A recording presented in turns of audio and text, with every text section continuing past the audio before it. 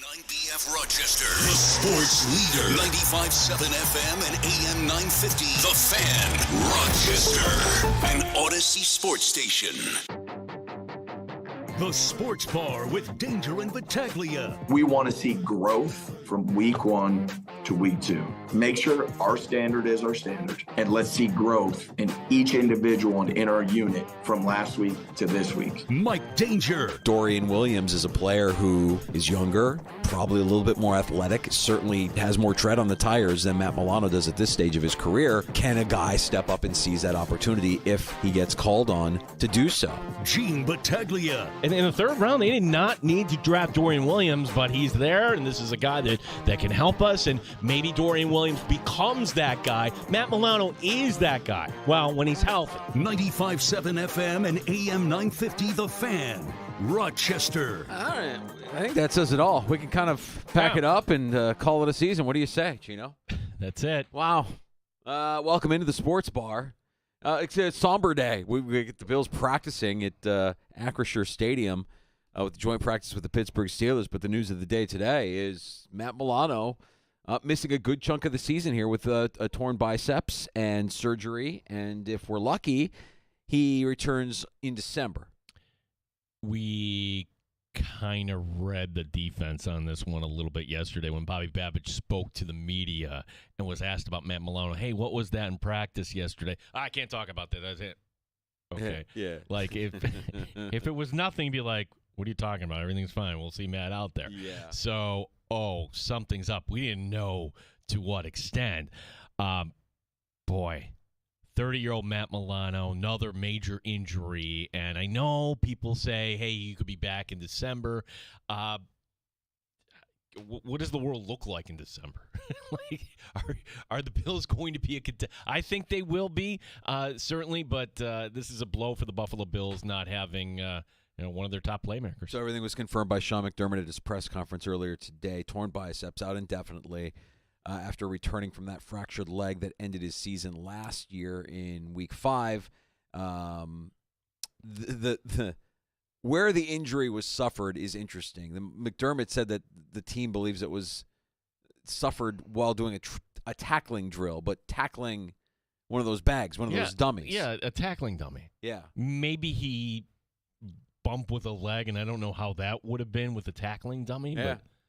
But freakish. A freakish kind of injury there at practice on Tuesday, and the majority of Matt Milano's season now looks to be over. We'll see if we get him back maybe in December with the torn biceps. Joining us this afternoon in the Sports Bar to react, and I think a couple of people actually went right to this, and we can ask him about this when he joins us later this hour. Greg Thompson, Cover One. What does this look like next year for Matt Milano? What is Matt Milano's future with the Buffalo Bills, knowing that he's going to miss the majority of this season, and what's ahead? Are there cap ramifications if you move on from Matt Milano next year? What if Dorian Williams shows up and makes you forget the name Matt Milano? There's some things to kind of think about here, project and try to predict what could happen here with the Bills with Matt Milano and what his future might look like. Greg is our capologist guy, right? Yeah, well, and they also broke the story today on this. Like, Cover One, give him the credit, so that's why we invited him on. Like, they've got sources, and he put it out there like, hey, this is what I'm hearing. It's a bicep. It's going to be a long-term injury.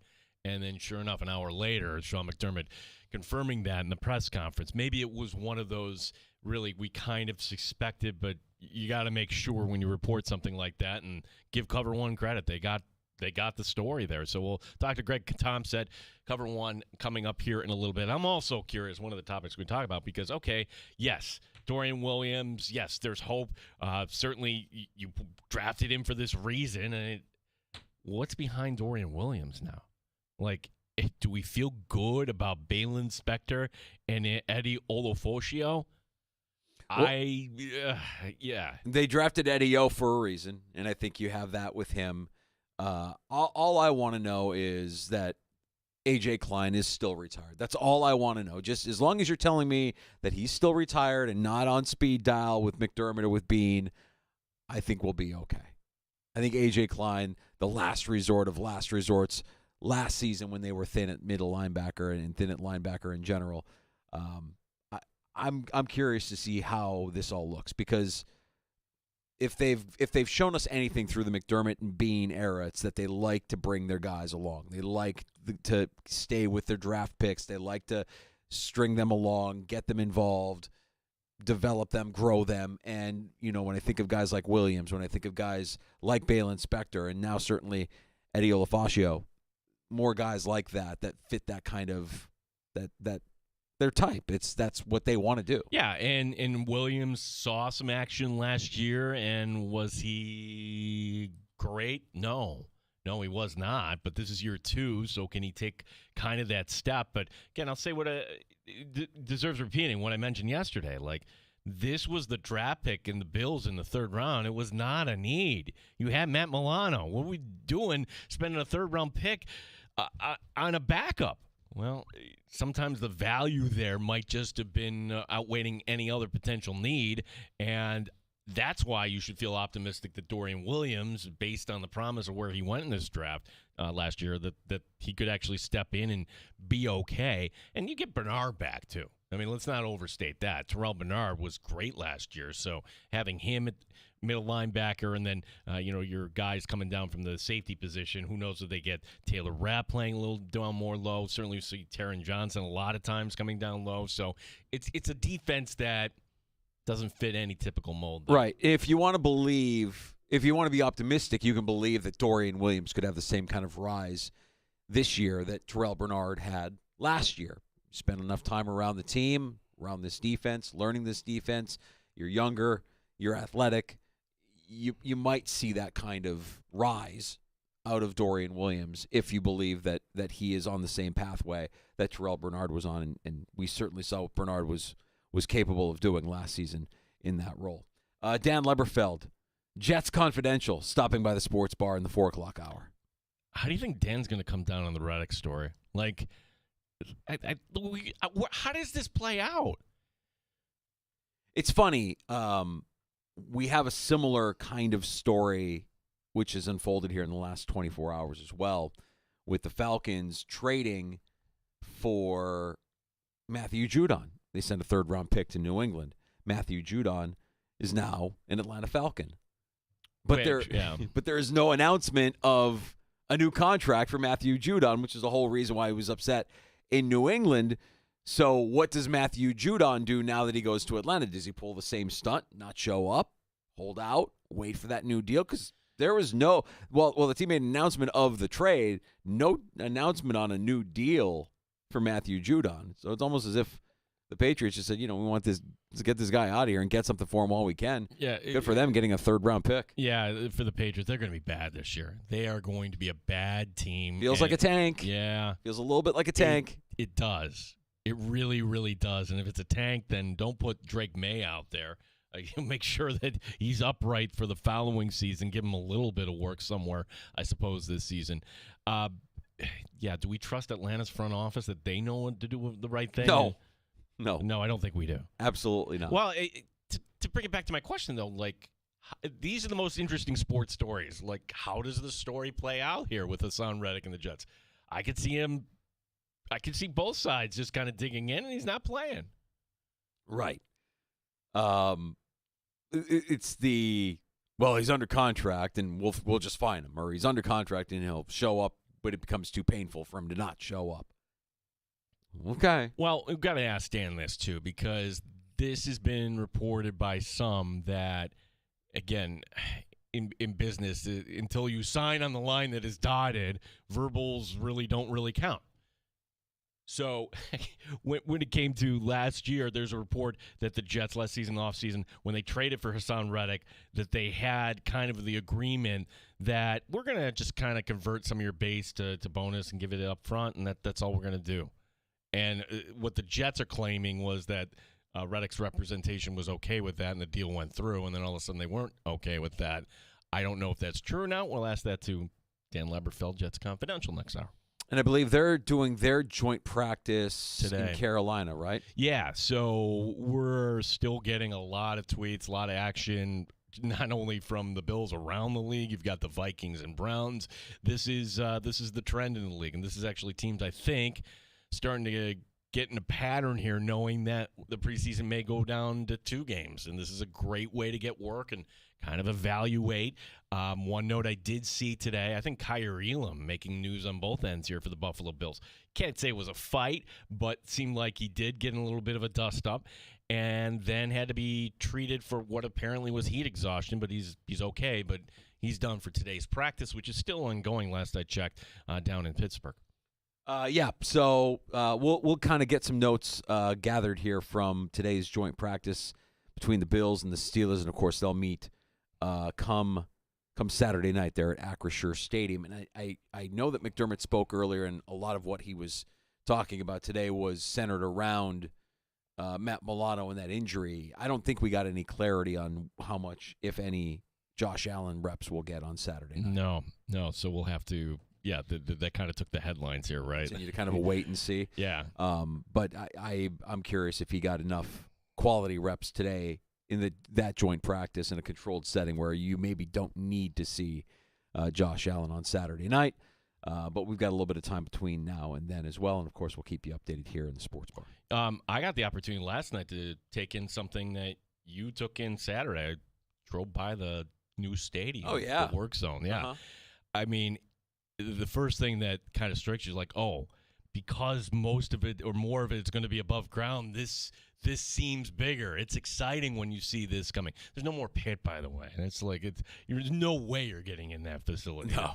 Yeah, no, I mean, the stairwells are all kind of formed, and you can kind of see them working their way up, and the beams that, are the vertical beams that are up kind of holding things. It's going to be fun to continue to watch the progress of it here week by week and day by day. And, yeah, I mean, a lot of Bills fans can't wait. There are some Bills fans that are kind of sad when they see the stadium, though, too. Like, oh, well, I guess this is the end because the era at Highmark is ending. This new Highmark is going to price me out of my fandom in Buffalo. Well, as we're driving by this, and my son is 18, Kyle, and he just asked a very simple question, like, why, with the popularity of this team, would they reduce seats? Wouldn't you want to sell more tickets and make more money? I'm like, that's a very good question. It's a very good question, but you obviously charge more and for what is there, and you create the fear of loss. I've heard so many stories that they use the heavy-handed close you now, feels like everything that you fear in a car sale, all those techniques when you are talking about your PSL. Of course, yes. For example, let's say hypothetically a PSL is going to cost you $8,000, and you say, well, that's a lot. Maybe what's the PSL price if I move my seats up to the 300 level? And they say, well, we can't promise you that the 300 level seats are going to be there for you. Correct. We have to go through. Correct. So, like, if you're somebody that has right now upper deck, like, why haven't they reached out to me yet? Because they don't want you. You're like the last call here. Just to give you an idea here, too, somebody that we know, Danger, okay, season ticket holder was waiting for the call, got the call, and they call. Once they start calling, they're not going to take no for an answer. You can't zoom in. You actually have to make the commitment, drive to Buffalo, not in Rochester. You would think, hey, just tell me what it is or let me have this virtually. No, you have to go to their stadium experience. Why? Because they want you to sign right there. But here's the tell of the story. So if you're going to make that commitment, driving from Rochester during business hours, and you have a job, it's kind of tough. So our friend said, you know what? The Friday before Labor Day weekend, that would be a good day for me to come out because I can take off from work and there's not a lot going on. Sure. Yeah, that's a good day to go out. Don't the Bills call him back and say, we really would like you to move this up because if you come on the 30th, we can't guarantee that your seats will still be there. Yeah. Yeah. What do you think about that? Now, let's go. Let's go. Yeah, you can't afford to wait till the end of the month. Yeah. My friend was like, We're talking 2 weeks here. Yeah, no. Like, no, we need. Inventory is moving fast. Oh, they all got to go. Every seat has to go. Our inventory is stocked. Yeah. What is this? Crazy Eddie's It Tales? is. Yeah. It is.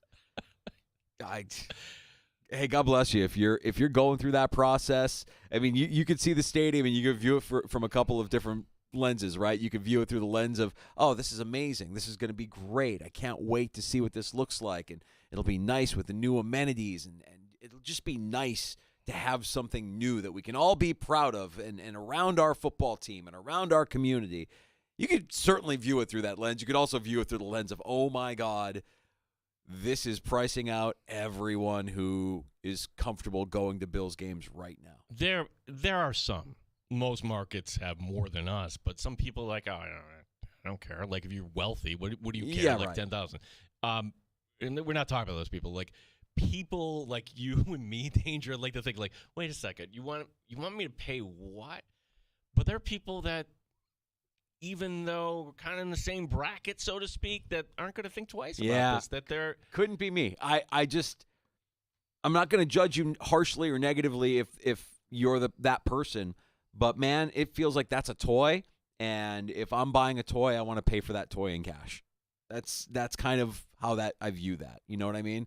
I don't want to be indebted to anybody. I want to be able to say, all right, my hands are clean, and I'll buy what I need to buy. But when I buy it, I'm going to buy it in cash. Yeah, either that or, okay, I'm going to finance this, and apparently they're offering free financing. If that's the case, yeah. If that is the case. But still, okay, do I want to continue to drive this car around, maybe get another 5 years out of it?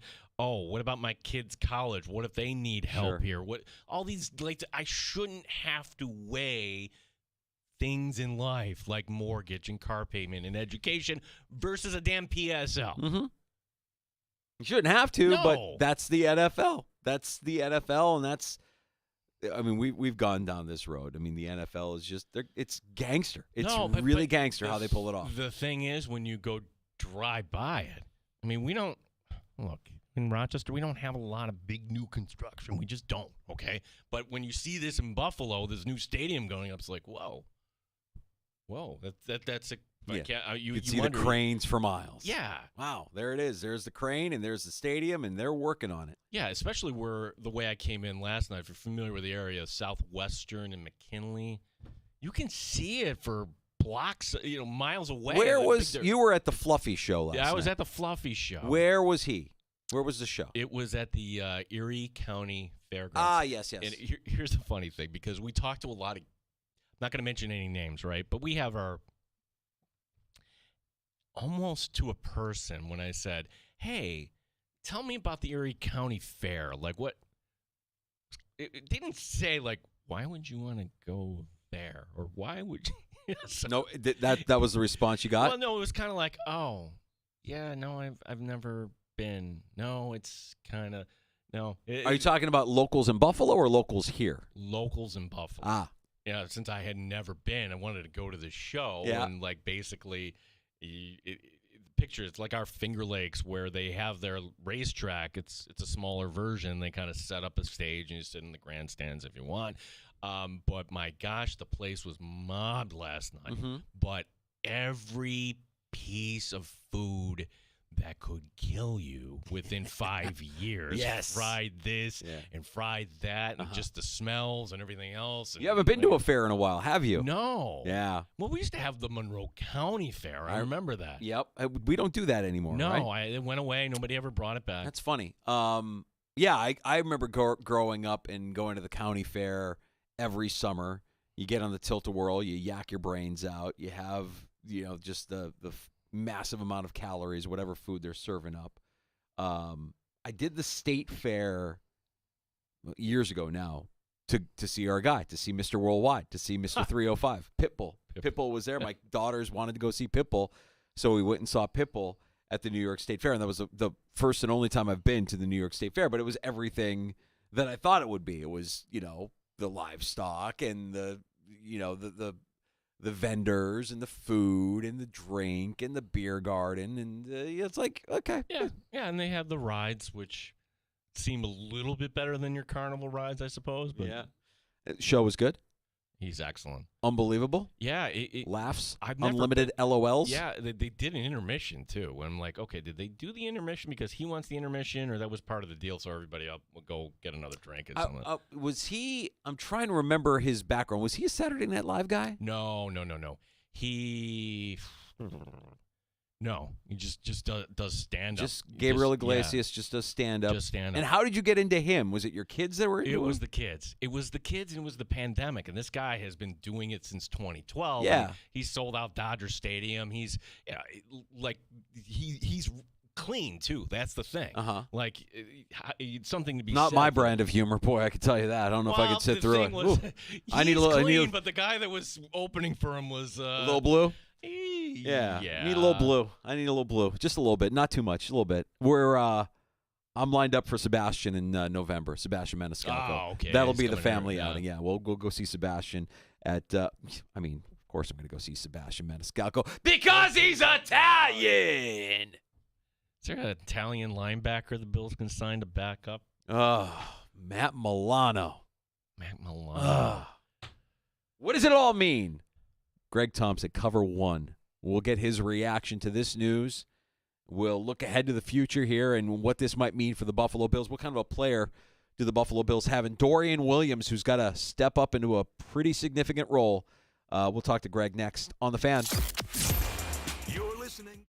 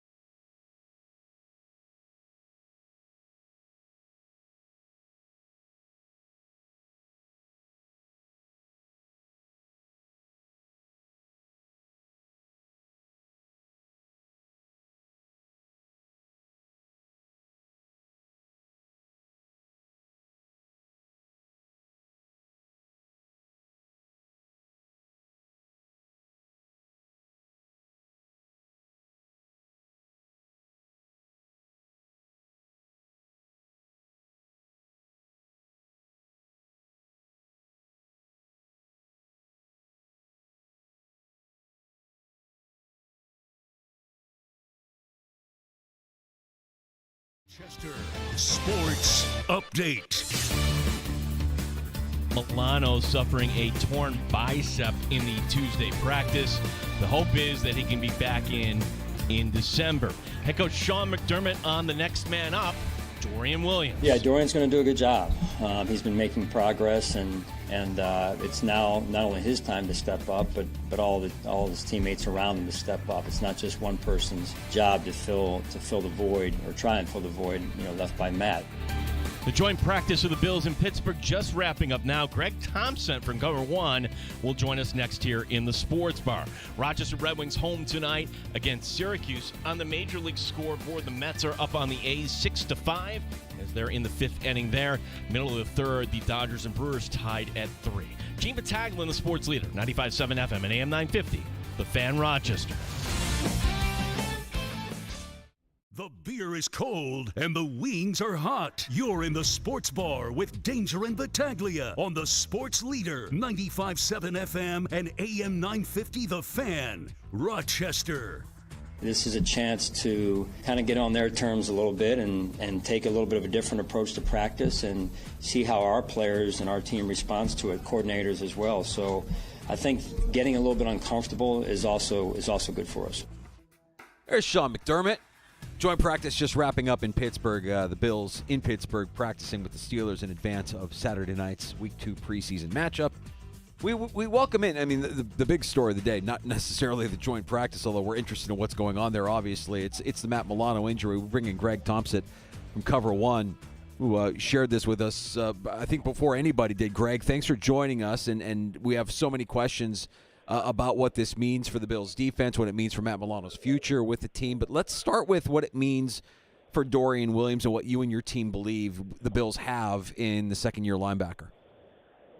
Yeah, it's obviously going to be really interesting to see how he can step forward. On the upside, you can look at last year's emergence of Terrell Bernard, a similar, second-year, third-round linebacker, stepping into a role that a lot of people weren't sure he's ready for. That certainly went much better than anyone could anticipate, even people who were fans of his and supporters of his. I say that to give a silver lining, something to grab to. I don't know that it's fair to expect that kind of leap from Dorian Williams here.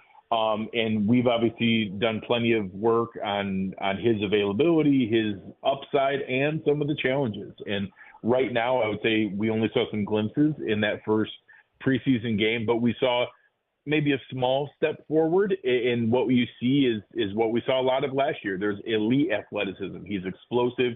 When he analyzes and deciphers the play in front of him well, he explodes to the ball. He makes a big play.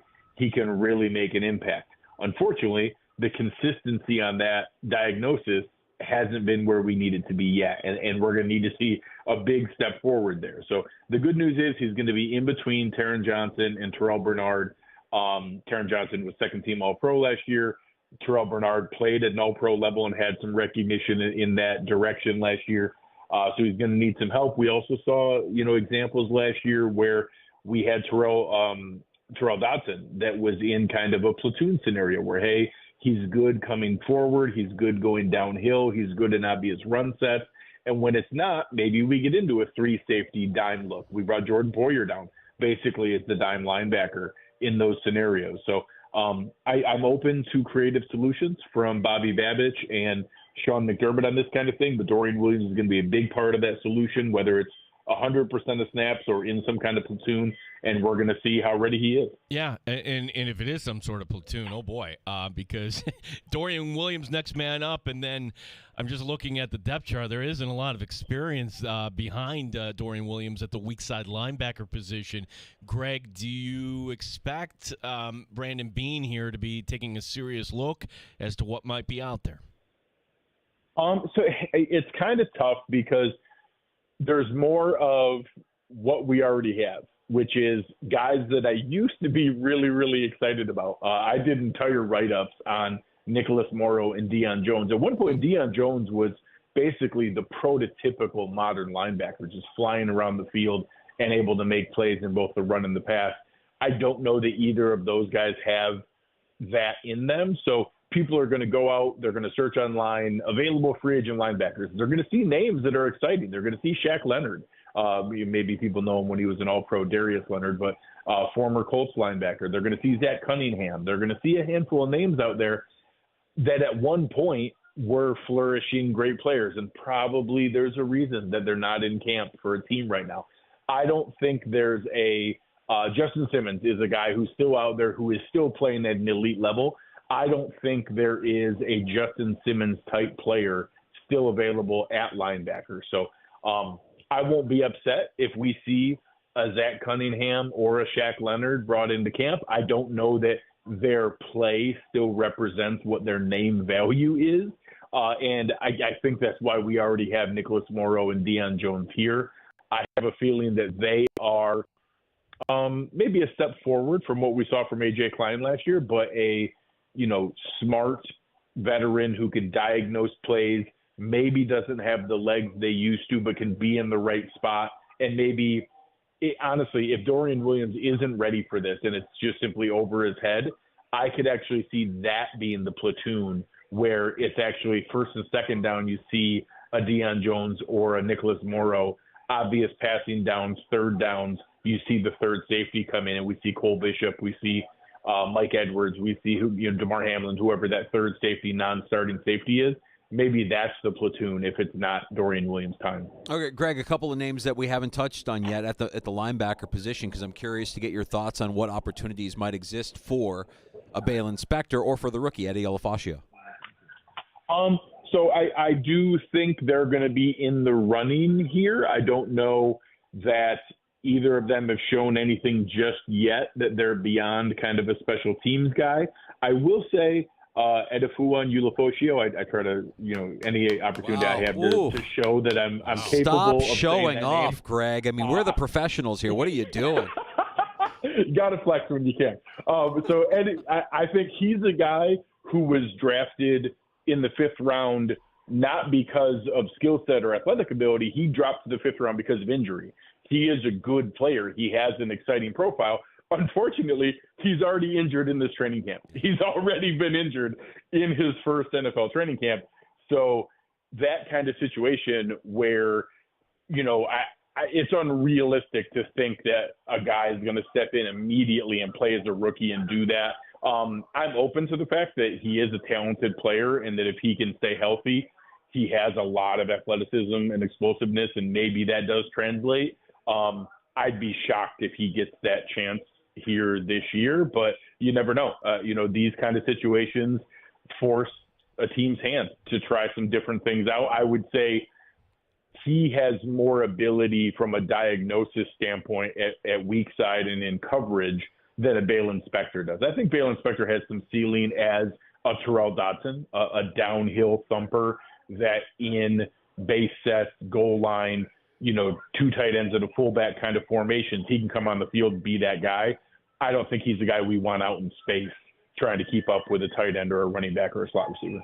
Greg Thompson, Cover One, is our guest. If you hadn't heard the news, out for a significant time, maybe the year, maybe not, but with a torn bicep, Matt Milano not available. And Greg, I'm trying to wonder what the world is going to look like. Say it is the best case scenario. Say it is December, Matt Milano is out there, and gosh, we're less than 2 years removed from him being an All-Pro, but now you have another significant injury, and it's a difficult question kind of answer, but at 30 years old, coming off another extended period of time off here, I mean, what could we actually expect out of Matt Milano when he comes out on the other side of this?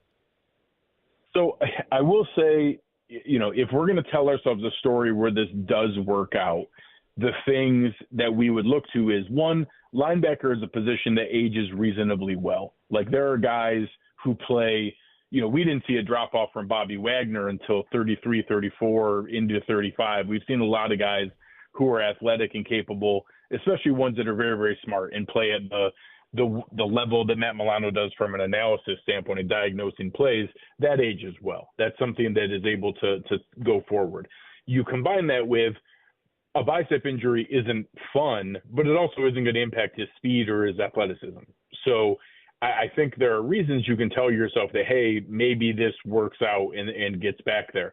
I've also seen some of the medical experts who know much more about that side of things than I do have said that a bicep injury is pretty consistently a 4-month injury, that it's very doable, even with surgery, that he could be back in December, late December, but in December, and that's very feasible. Like, that would be a normal timeline. That's not wishful thinking or hoping. That's a fairly normal timeline. So maybe towards the end of the regular season, you could be thinking about it. And again, this is kind of the wishful thinking or silver linings version of it. That also gives him more time to recover lower body and to be fully ready and all the way back from the broken bone last year. So, obviously we're not going to know until we see this, but I do think he was ready to play and that we were going to see a very high level. Now, even if he was fully healthy, I don't know if age 30 Matt Milano was exactly the same as age 28 Matt Milano as it was, but I think we were going to see very good linebacker play and a guy who was ready to impact games, and I still expect that. So even if that's later this year or next season, I still expect an impactful player. Maybe that's not the all-pro peak that we saw from him because, that was really, really elite high-level play with his mind at his peak and his body still giving him everything he had. Maybe we don't see all the way at that level, but I don't think the drop-off is as bad as maybe some people are fearing. That's interesting. Okay, so let's talk a little bit about the life cycle of that position, because you mentioned that he could come back and he could be somewhat near what we expected him at his peak. The flip side of that, Greg, would be, what if Dorian Williams, who is young, athletic, still growing in this league, what if he has the kind of season that we saw out of a younger Matt Milano? And the Bills, I'm not going to say they're going to forget about Matt Milano, but they have a tough decision to make on Matt Milano going into next offseason, because they know what they have now in Dorian Williams, who through the course of the 2024 season had an unbelievable season filling in for Matt Milano. Yeah, I mean, now you're talking about best case scenario or a good problem to have. That's right. That would be phenomenal. Obviously, if Dorian Williams comes in, I think he was already expecting to play a fair amount. They do use a third linebacker here and there. It is something that could come into play. If he now shows he's fully capable, it now really opens up options of being able to utilize him more creatively. We haven't been we've been forced to be a 100% nickel team because we have not had linebacker depth. We haven't had other talented guys ready to do that. So I think a lot of people assume that the scheme only utilizes 5 defensive backs and a nickel all the time because that's our preference. And maybe it is what we prefer, but it might not be as hard and fast of a rule as it was. And if we had 3 linebackers that were capable and could move the way that those 3 guys could in this scenario where Williams really takes the role and runs with it, maybe we see more of a mix of that. And if anything, that would let Milano age more gracefully into where we go here. I know I get kind of nerdy with the salary cap. There are not a lot of options with his contract next year. If they were to try to move on, it would cost the Bills $17 million in cap space for him not to be on the team. There are some options when you get into 2026 where there could be some savings. But by far the best chance for everybody is hoping he's able to come back and contribute, because there's not a lot of good coming from the contract standpoint if they feel like they have to move on. Greg Thompson, Cover One, is our guest because, well, the Bills have a little bit of room against the cap here, but you follow this much closer than we do because, well, you could say you have a need at safety perhaps, at least for depth. We can certainly make that argument. Maybe you need to bring in another wide receiver. Certainly linebacker depth now you add to the mix here. So if Brandon Beane comes across an opportunity and he wants to bring somebody in, how much money exactly do the Bills have to play with right now, Greg?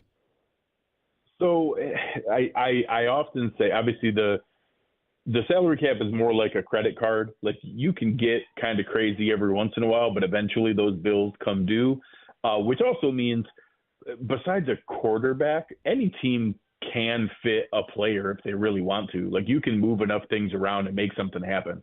So I would say, like, Justin Simmons being out there and the Bills not having an obvious starter at safety is a pretty good indicator that I don't think they're going to do anything all that much, because he would have been an awful good fit in this defense and to fit a need, and a very, very clear, for regardless of how big of a fan anyone is of DeMar Hamlin or Taylor Rapp or Mike Edwards or Cole Bishop, none of them are Justin Simmons. So that option was there and available, and he waited an awful long time to try to find it. I think technically still hasn't even signed yet. Some people think he's signing in Atlanta today, but I haven't seen that official. So I have now basically accepted that, okay, I don't think we're going to see anything beyond the kind of moves we have, bringing in Kareem Jackson and Terrell Burgess and Deion Kane and guys who also probably aren't going to make this roster. All right, so if something happened here today, I think they could make it. Say there was a guy going to be cut on a Giants or a Panthers or a team not really looking to contend.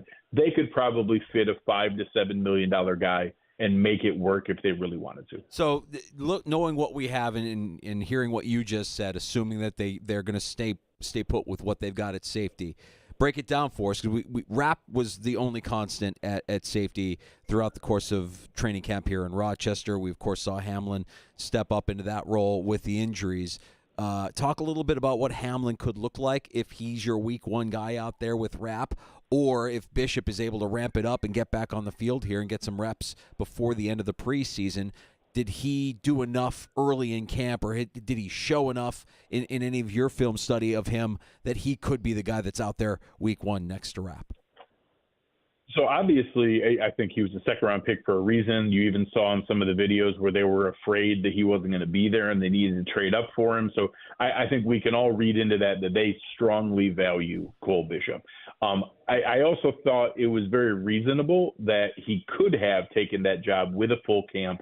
But, we've seen those situations before with Ramon Humber and Matt Milano and plenty of other examples where guys slowly ease into that role and eventually become the starter. So I kind of had that in my mind going in. That's why you sign a Mike Edwards and you have a DeMar Hamlin and guys like that. So I kind of had that in my head ahead of time, even healthy.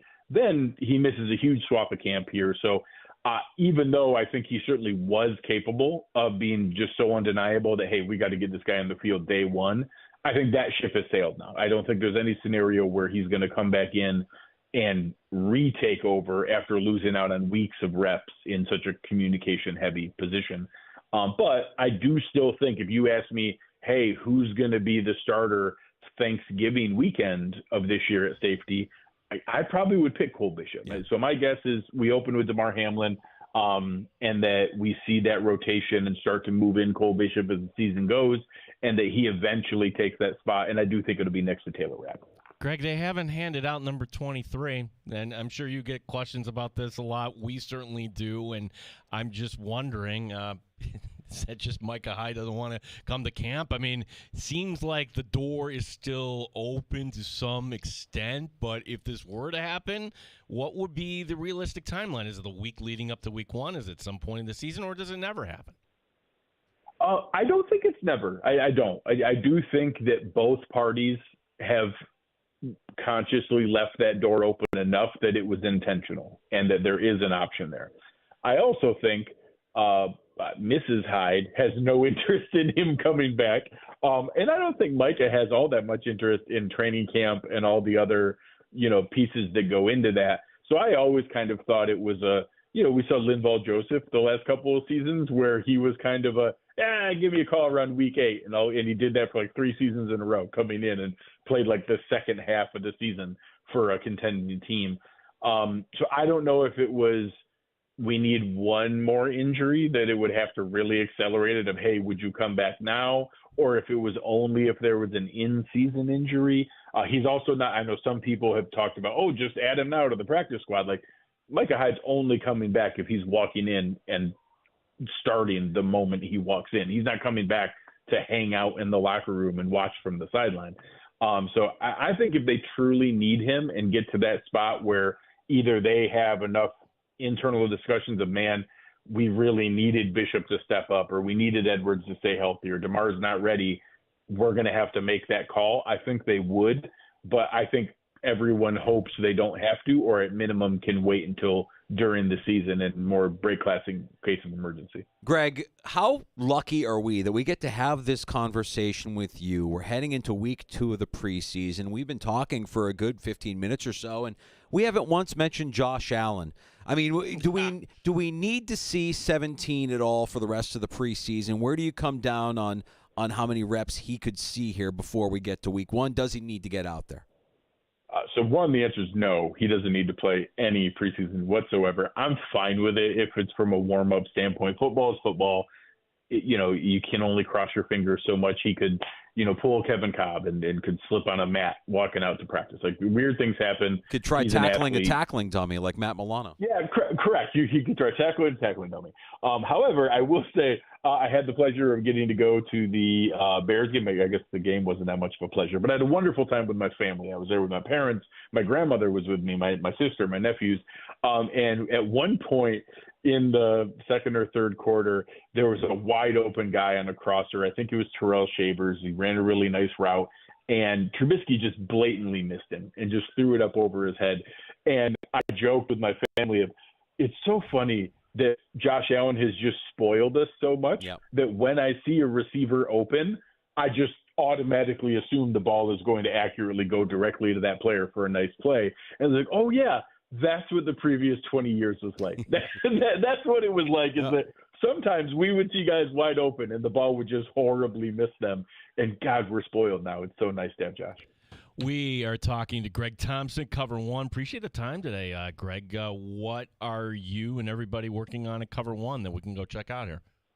So obviously, fairly prescient. Our guys in the film room, Eric Turner and Anthony Prohaska, just did a breakdown of Dorian Williams.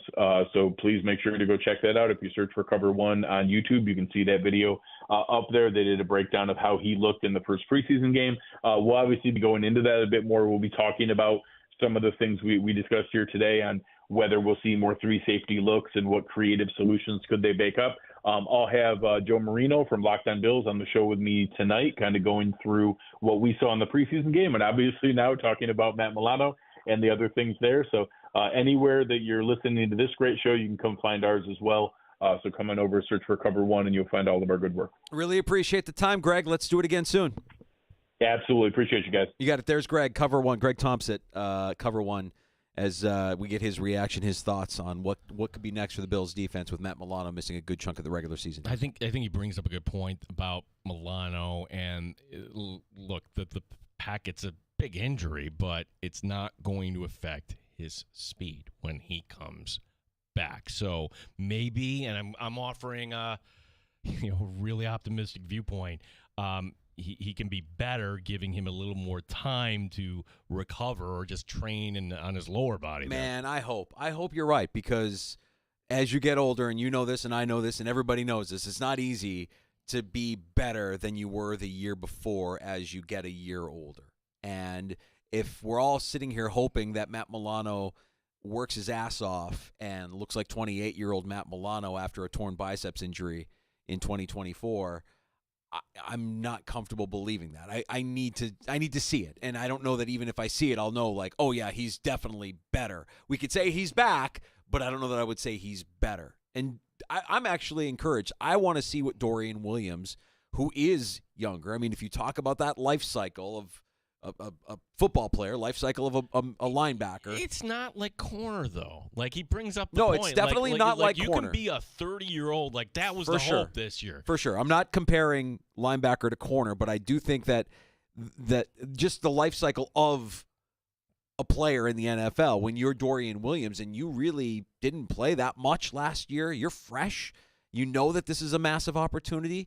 I think I don't think it's realistic to expect exactly what you got out of Terrell Bernard last year, but something along those lines isn't out of the realm of possibility to me. Well, yeah, especially when you consider this time last year, oh boy, the Bills' middle linebacker position. Okay, I guess it's Bernard. Here we go. And really, we didn't know from the outside. Everything was just fine. Like, he was going to be okay, and he was at times just great for that Bills linebacking core last year. Yeah, I mean, It was Bernard, but we didn't think it was going to be Bernard because we didn't see Bernard at all in the preseason. It was the guy that's in Seattle now. Oh, gosh. Why am I blanking on Hold on. special teams Yes. ace? What? Oh, my God. It hurts. It's painful. I got home at 12:30 last night, so I'm like, Terrell? No. Tyrell? Wait. Terrell Bernard, Terrell. Remember, it was Terrell Bernard, not Terrell Owens, No. Terrell.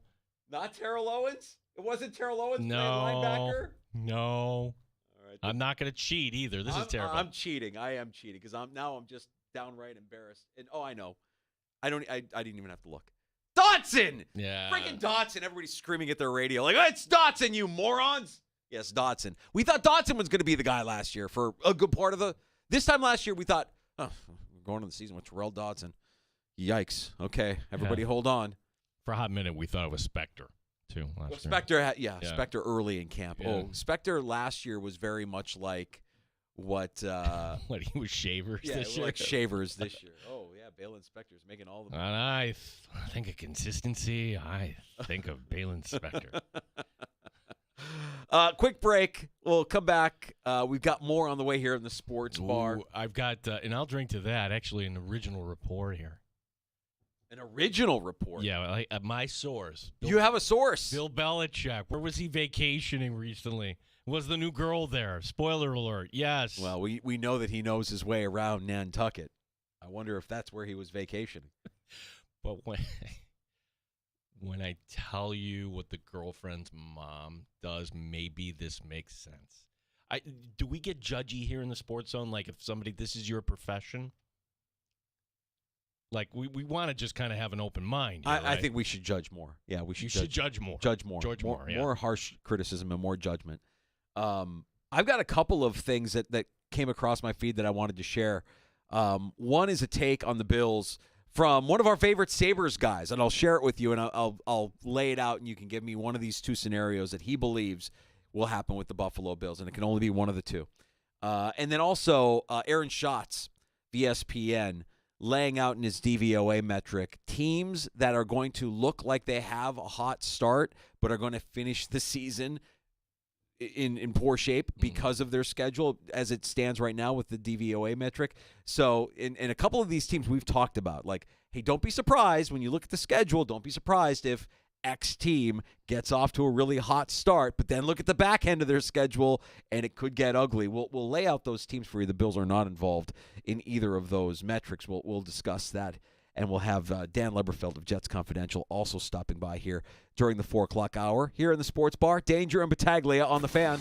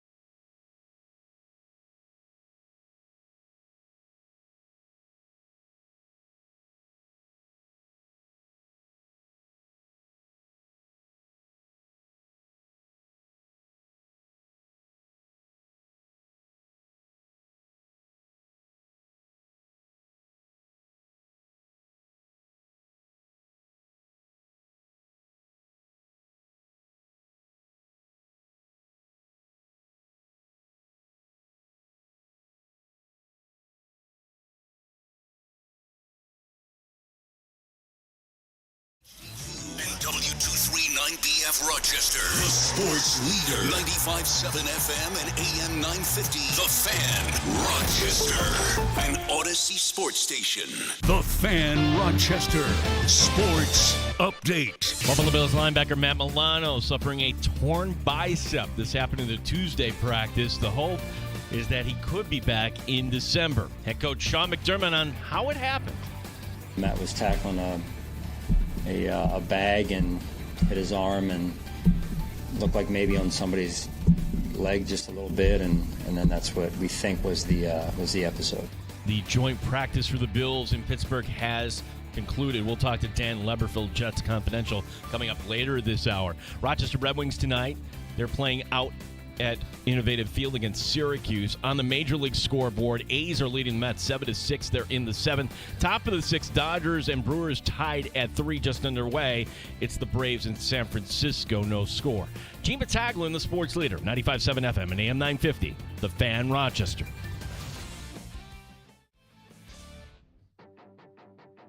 The Sports Bar with Danger and Battaglia. We want to see growth from week 1 to week 2. Make sure our standard is our standard, and let's see growth in each individual and in our unit from last week to this week. Mike Danger. Dorian Williams is a player who is younger, probably a little bit more athletic, certainly has more tread on the tires than Matt Milano does at this stage of his career. Can a guy step up and seize that opportunity if he gets called on to do so?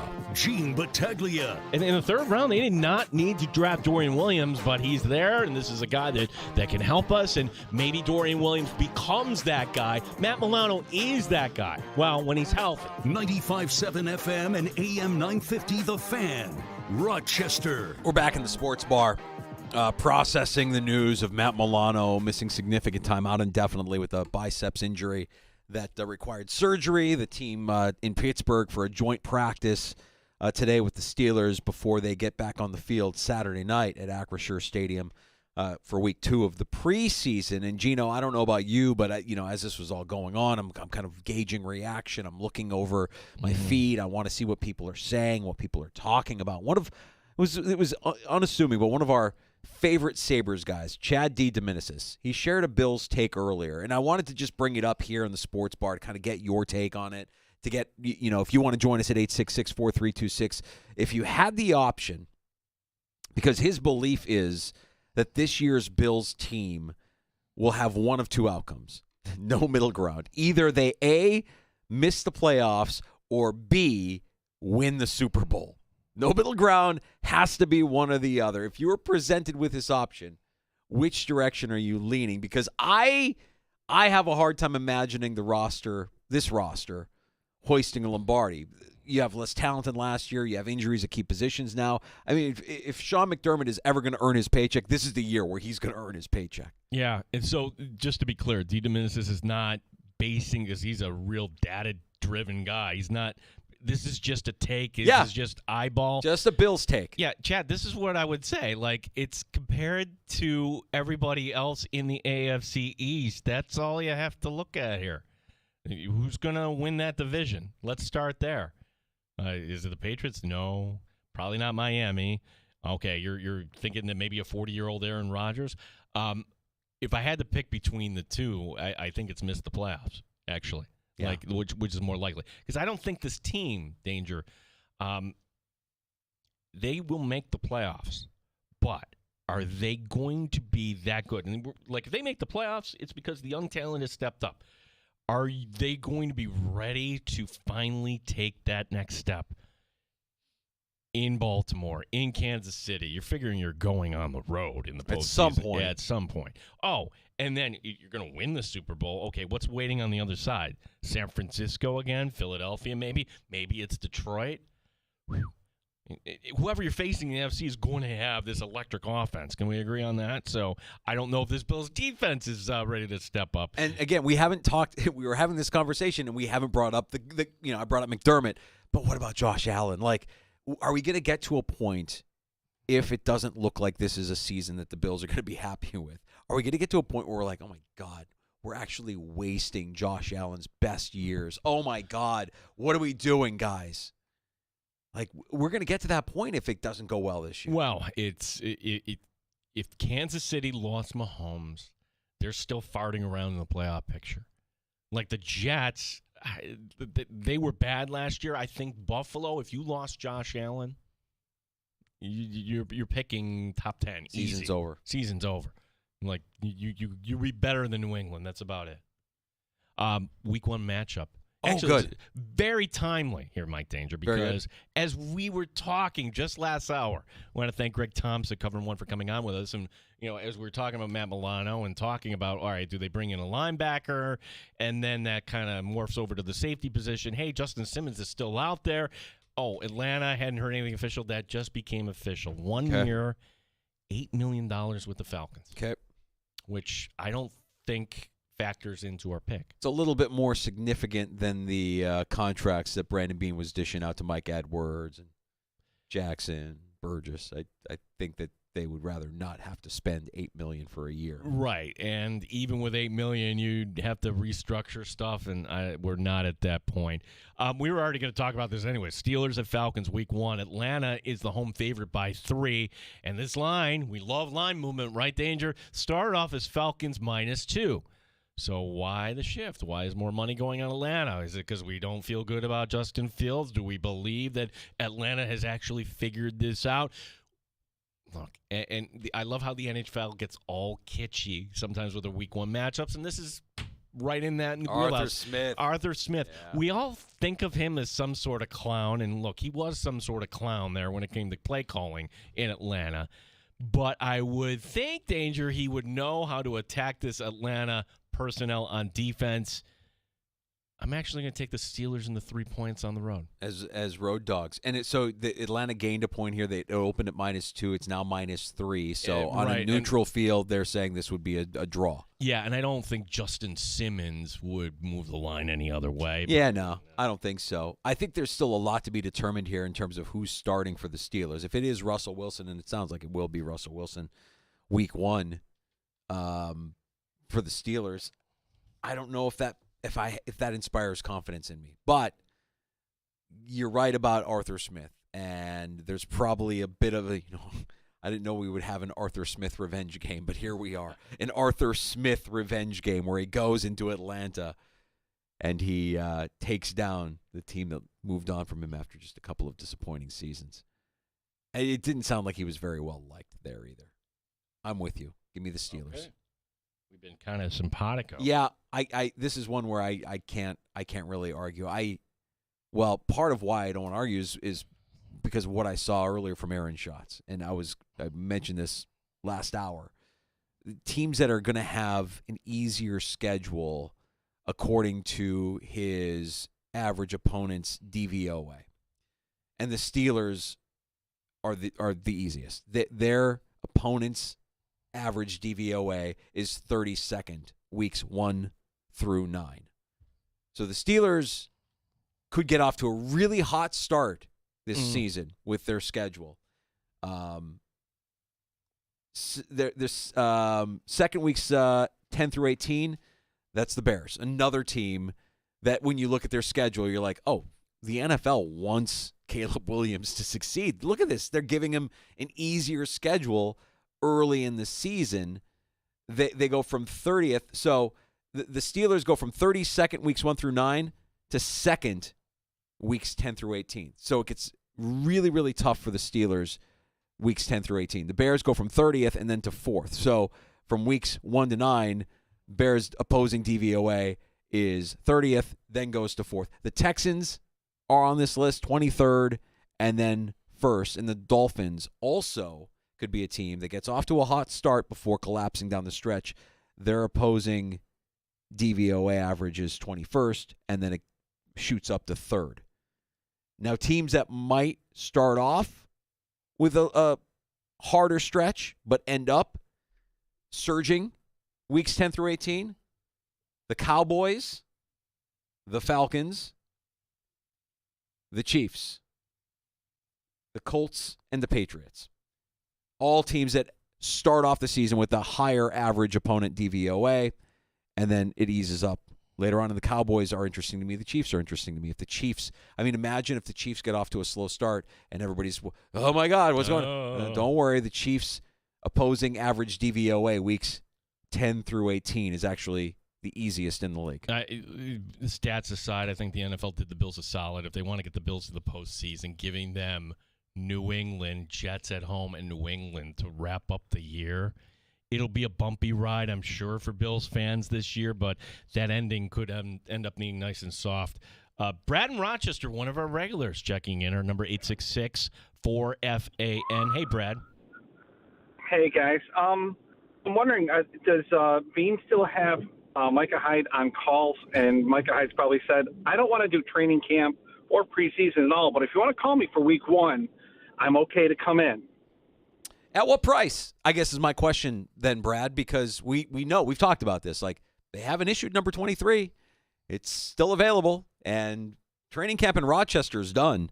So at what price? Yeah, and this training camp is still, they still call it training camp, and you still have 2 preseason games left. I'm kind of with you, Brad. If I had to say, when do we get word? It's the Tuesday after Labor Day, maybe. You bring them in, and if you get word, I mean, again, at what price? If you're Micah Hyde, you kind of have some leverage here over Brandon Beane, over the Buffalo Bills. Like, oh, you want me back, really? That's nice that you want me back, but and you need me because I mean, look at what we got here. I mean, you need me back. What's it worth to him? What's it worth to him and his family for him to come back on a 1-year deal? Brad, appreciate the call. Again, our number 866-4FAN, 866-4326. When you see, was it Simmons that got $8 million just now? 1 year, $8 million. 1 year, $8 million. Good for him. Yeah. If you're Micah Hyde, what are you asking for? What do you think? I off the top of my head, I don't know what he made last year. No, I don't. 3? I got to find out what he made last year. Go ahead, Gino. Original report here in the Sports Bar Danger. Original report. Original you have reporting. sources. I have a source. Okay, I'll even name the source. Our guy Mo at Havana Mo's. He was at Saratoga recently, and who was also there, Danger? This is going to go into your argument there. Bill Belichick, and who was with Bill Belichick? Yes, it was the 23-year-old, or is she 24? Does it even matter at this point? Bill Belichick taking his girl to Saratoga to watch the races. Here's another nugget. The girl's, by the way, she's a young woman. Jordan Hudson. This courtesy of the New York Post. Hudson's mother. What does she think? Well, what does Jordan Hudson's mother do for a profession? Lee Hudson is 60 years old, and she has a job on Cape Cod, in Provincetown to be exact. If you know Provincetown, then you can imagine some of the businesses that are in Provincetown. And Lee Hudson is the business manager of a store named Toys of Eros, a store that sells lingerie, toys, erotic books, even has its own sex museum. No way. Mo, you're making this up. No. That is legitimately true. The New York Post is reporting that that's what Lee her Hudson, mom does. Yes, she's the business manager for Toys of Eros. And Mo saw the two of them, the couple, at Saratoga. So I didn't see any reports, because I was trying to verify that. But if it's Mo telling me this, Mo knows what he's doing. Mo knows what he's doing. But I'm like, okay, let's kind of get it up there. I'm like, and I came across this story. I'm like, are you kidding me? Does she sell maps to Nantucket in her store? Not that Belichick would need it. Wait, does Belichick go into Toys of Eros? Was the mother the conduit for Bill to meet the daughter? Maybe Bill was in the store just perusing, browsing, being the demon that he is. What does this do? I don't know. If you're new to the show and you don't know what we're talking about when we say Bill Belichick knows his way around Nantucket. Well, yeah. No, he knows the island. He lives there. He has properties there. That's what you're talking about, Not right? exactly what we're talking about. No, not exactly. I mean, it took me and all of the neighborhood Goombas. You've heard me talk about my neighborhood guys. There's more than one Tony. There's a handful of guys, clowns, that we love all of them. But it was all of us at a graduation party discussing this topic. Bill Belichick with a 24-year-old? We're going to go with 24. Yeah. Okay. Bill Belichick with a 24-year-old. How does that happen? He's 72. She's 24. How does that happen? Now, you could say, yes, he's got money. He's got generational wealth. He'll never have, she'll always be taken care of if they end up together for a long time. You could say that's part of it. But allow yourself to try and imagine, because they look so happy together. And it's not like they're physically not together. Like, they're riding bikes together when you see them or what. Like, he's leaving her house, right? Like, he's done the walk of shame. We've seen. So what is it? And we kind of came up with a theory that Bill Belichick has to absolutely be awesome at special treatment. In Nantucket. In Nantucket. Nantucket. That area that's hard to find. Exclusive. Very exclusive. Hard to find. Difficult to navigate around. But Bill Belichick's a master. He just knows his way around Nantucket. And for that, we believe he will be with the 24-year-old for the foreseeable future. Why would you go back to the NFL? She's happy. He's happy. The mom is happy selling. The mom is like, hey, hon, look what we brought in. Would you and that's some 1970s stuff, right? Yeah.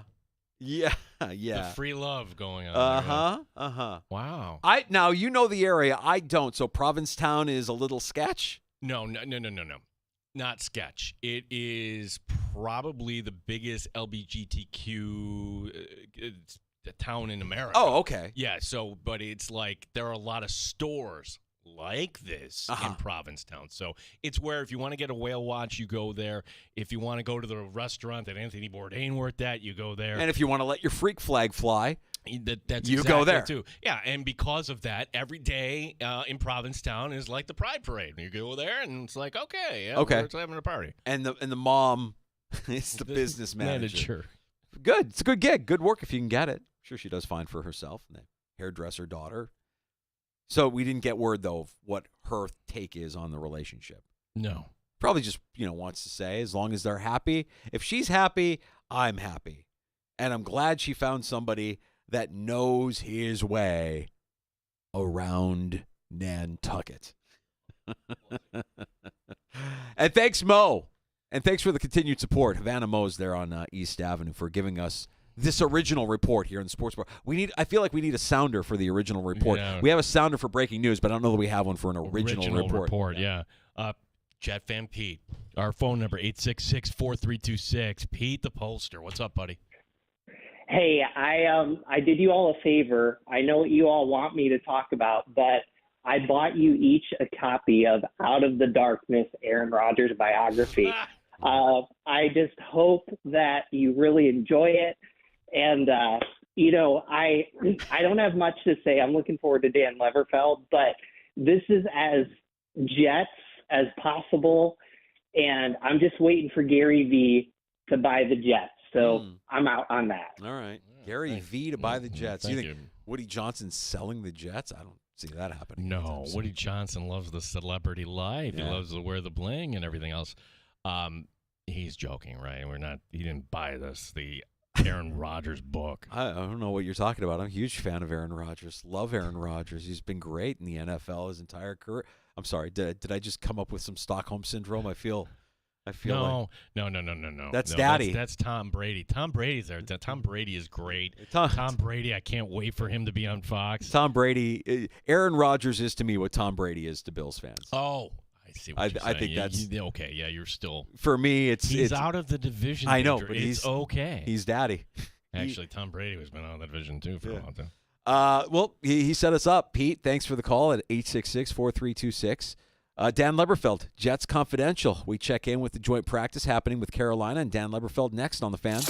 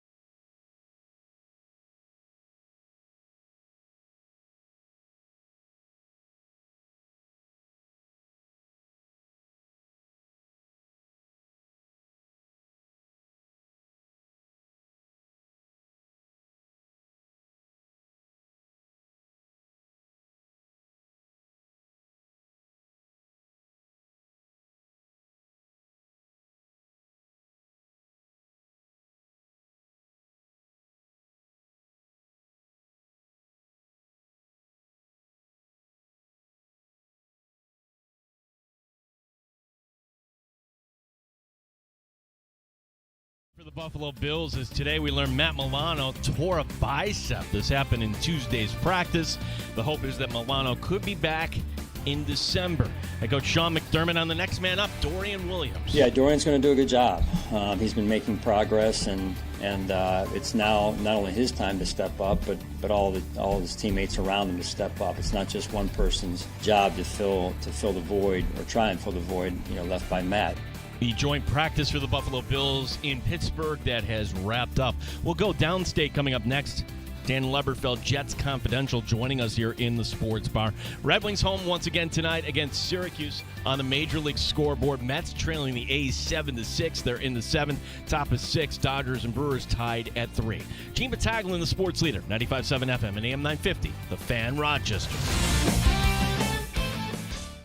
They've raised the bar on Rochester Sports Talk. You're in the Sports Bar with Danger and Battaglia on the Sports Leader, 95.7 FM and AM 950 The Fan, Rochester. So in the last 24 hours, we saw Matthew Judon get traded from New England to the Falcons for a third-round draft pick, but no report on a new contract for Matthew Judon. Why am I bringing up this deal when we have our buddy Dan Leberfeld from Jets Confidential stopping by the Sports Bar? It feels eerily similar to the deal that the Jets did with Hassan Reddick. And I guess, Dan, we just wanted to get some clarity from you as Jets camp continues, and we know the joint practices are happening in Carolina. What's the latest on this? And did the Jets do wrong by the player here by not giving him the deal that he thought he was going to get when he got traded to the team? Well, I tweeted about this. I've written about it. I find this a very challenging story to do as a beat writer because I don't know, and I'm not afraid to say I don't know, what was discussed before the trade. What was the conversation like between the Jets GM, Joe Douglas, and the agent for Hassan Reddick? What was discussed between Hassan Reddick and the Jets, perhaps? What did they say? Joe Douglas, people say, well, his record as Jets GM is not great. I think he's a good GM, though. I mean, when you look at the roster this year, I think most people would say, hey, this team should be really good. Yeah. They have a very talented roster. I mean, that's obviously one way you judge the general manager. This guy worked 15 years under Ozzie Newsome. He entered the league with the Baltimore Ravens, worked 15 years with one of the greatest GMs in NFL history. So you learn from the best. I have a really hard time believing that Joe Douglas, the Jets GM, made a trade where he acquired a player. He acquired a contract dispute saying, we're going to acquire this player. We know he hates his contract, and we're going to try to force him to play under his current deal. There's got to be something missing from this story, but it's hard to discern that without knowing what was discussed between the agent, what was discussed between the agent and the team, the player and the team, without being privy to those conversations that took place before the trade. It's really hard to totally get to the bottom of this. But it feels like if there is something we can kind of speculate on is that there's just a lack of communication somewhere along the chain. I mean, that's what that lack of communication broke down to the point where Reddick is not in camp with the team. Right. So one thing I wonder, since I do Joe Douglas, one thing that he's been very good at is contracts with the Jets. You think about how he handled the Jamal Adams situation 3 years ago, where Jamal wanted a new deal after 3 years, and Joe Douglas wanted him to wait a year to after his fourth year on his rookie contract. And Jamal went scorched earth with his agent on Twitter and with reporters trying to make the Jets look bad. Joe Douglas traded a box safety for 2 first-round picks to Seattle. He didn't cave on the contract, and he got an unbelievable haul for him. So my point is, and he never, in the off seasons, you look at the deals like Mike Williams, the receiver from the Chargers, 1 year about $6 million. Joe's pretty good with the contract. So I just have a hard time believing that he said, because it makes no sense as a parent, as a coach, or as a GM to say, if you do this, then I'll take care of you down the road. Like, you want kind of some kind of guarantees, up front. What if it doesn't happen down the road? So I have a hard time believing Joe just made the deal and said, if you practice hard, we'll give you a contract. I think something changed Was there a bait and switch from the agent and the player saying, yeah, we're good with it, and then all of a sudden they were in the building and they weren't good with it? Yeah, that's possible. You compare that to another situation, Dan, and again, you're not on the 49er beat, but certainly you cover the league at large, where when you compare the Jet situation to what's going on with Brandon Ayuk, that seems a little more, the parties involved, whether it's the Steelers, the 49ers at one point, the Patriots and Browns were involved there.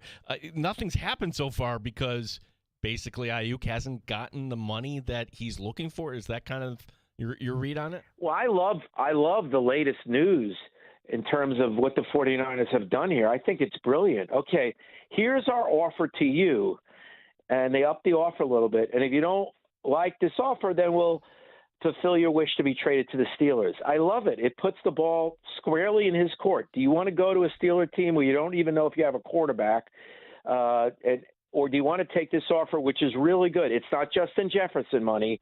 That's the problem with the free agent receiver market, is everyone's looking at Justin Jefferson's contract. Well, I don't know what you guys think. I think Ayuk's really good, but I don't know if he's Justin Jefferson good. So I think what the 49ers have done here, John Lynch and Shanahan, is I think the current move by them to say, this is our offer, you don't want it, we'll trade you. I think that's a good one.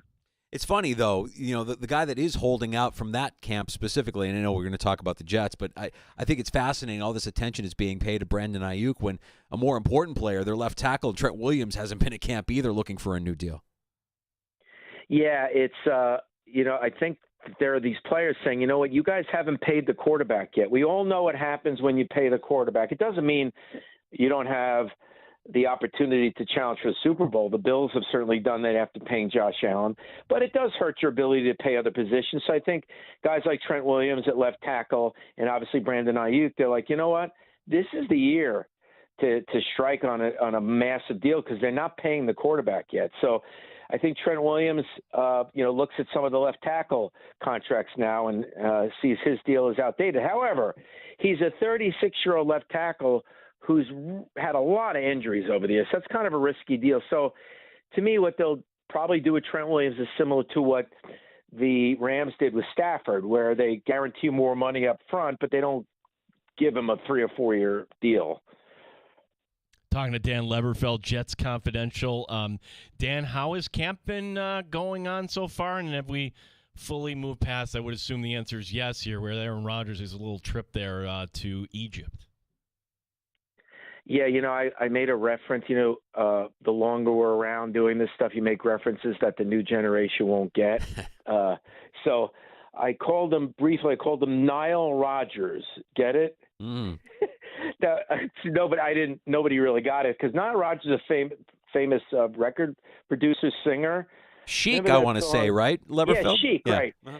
So Aaron Rodgers goes to the Nile Rodgers. But that's one of those things, you know what? It might sound brilliant to me, but nobody's going to get it. But that notwithstanding. So Nile Rodgers, that whole thing is way in the rear view mirror. I'm in Charlotte right now for the Jets practice today with the Panthers and then the game Saturday.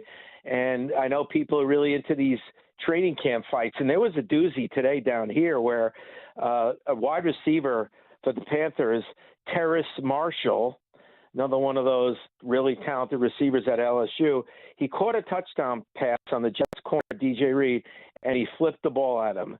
I'm sure you guys could see what happened next. Okay, so he runs away, and DJ Reed takes the ball, runs over to where Marshall is, and throws the ball at him, and then the scrum breaks out after that. But so there were a couple of fights today, but I can tell you one thing. Compared to the Panthers, the Jets should be considered one of the best teams in the league.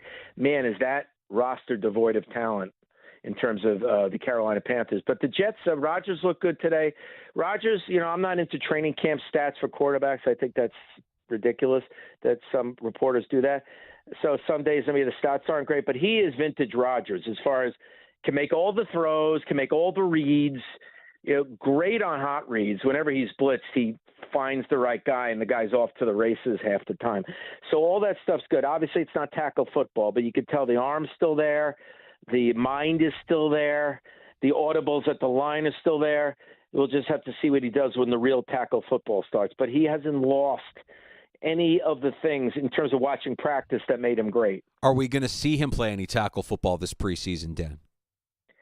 I don't know. It's funny. The question down here in Charlotte is Bryce Young going to play in the preseason? I know, when you look at veteran quarterbacks, you might say, that particular guy doesn't need it.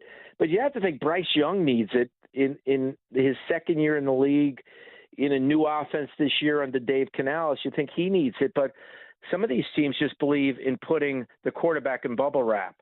I don't have an answer about Rodgers yet. The Jets aren't really answering that question yet, so I really don't know.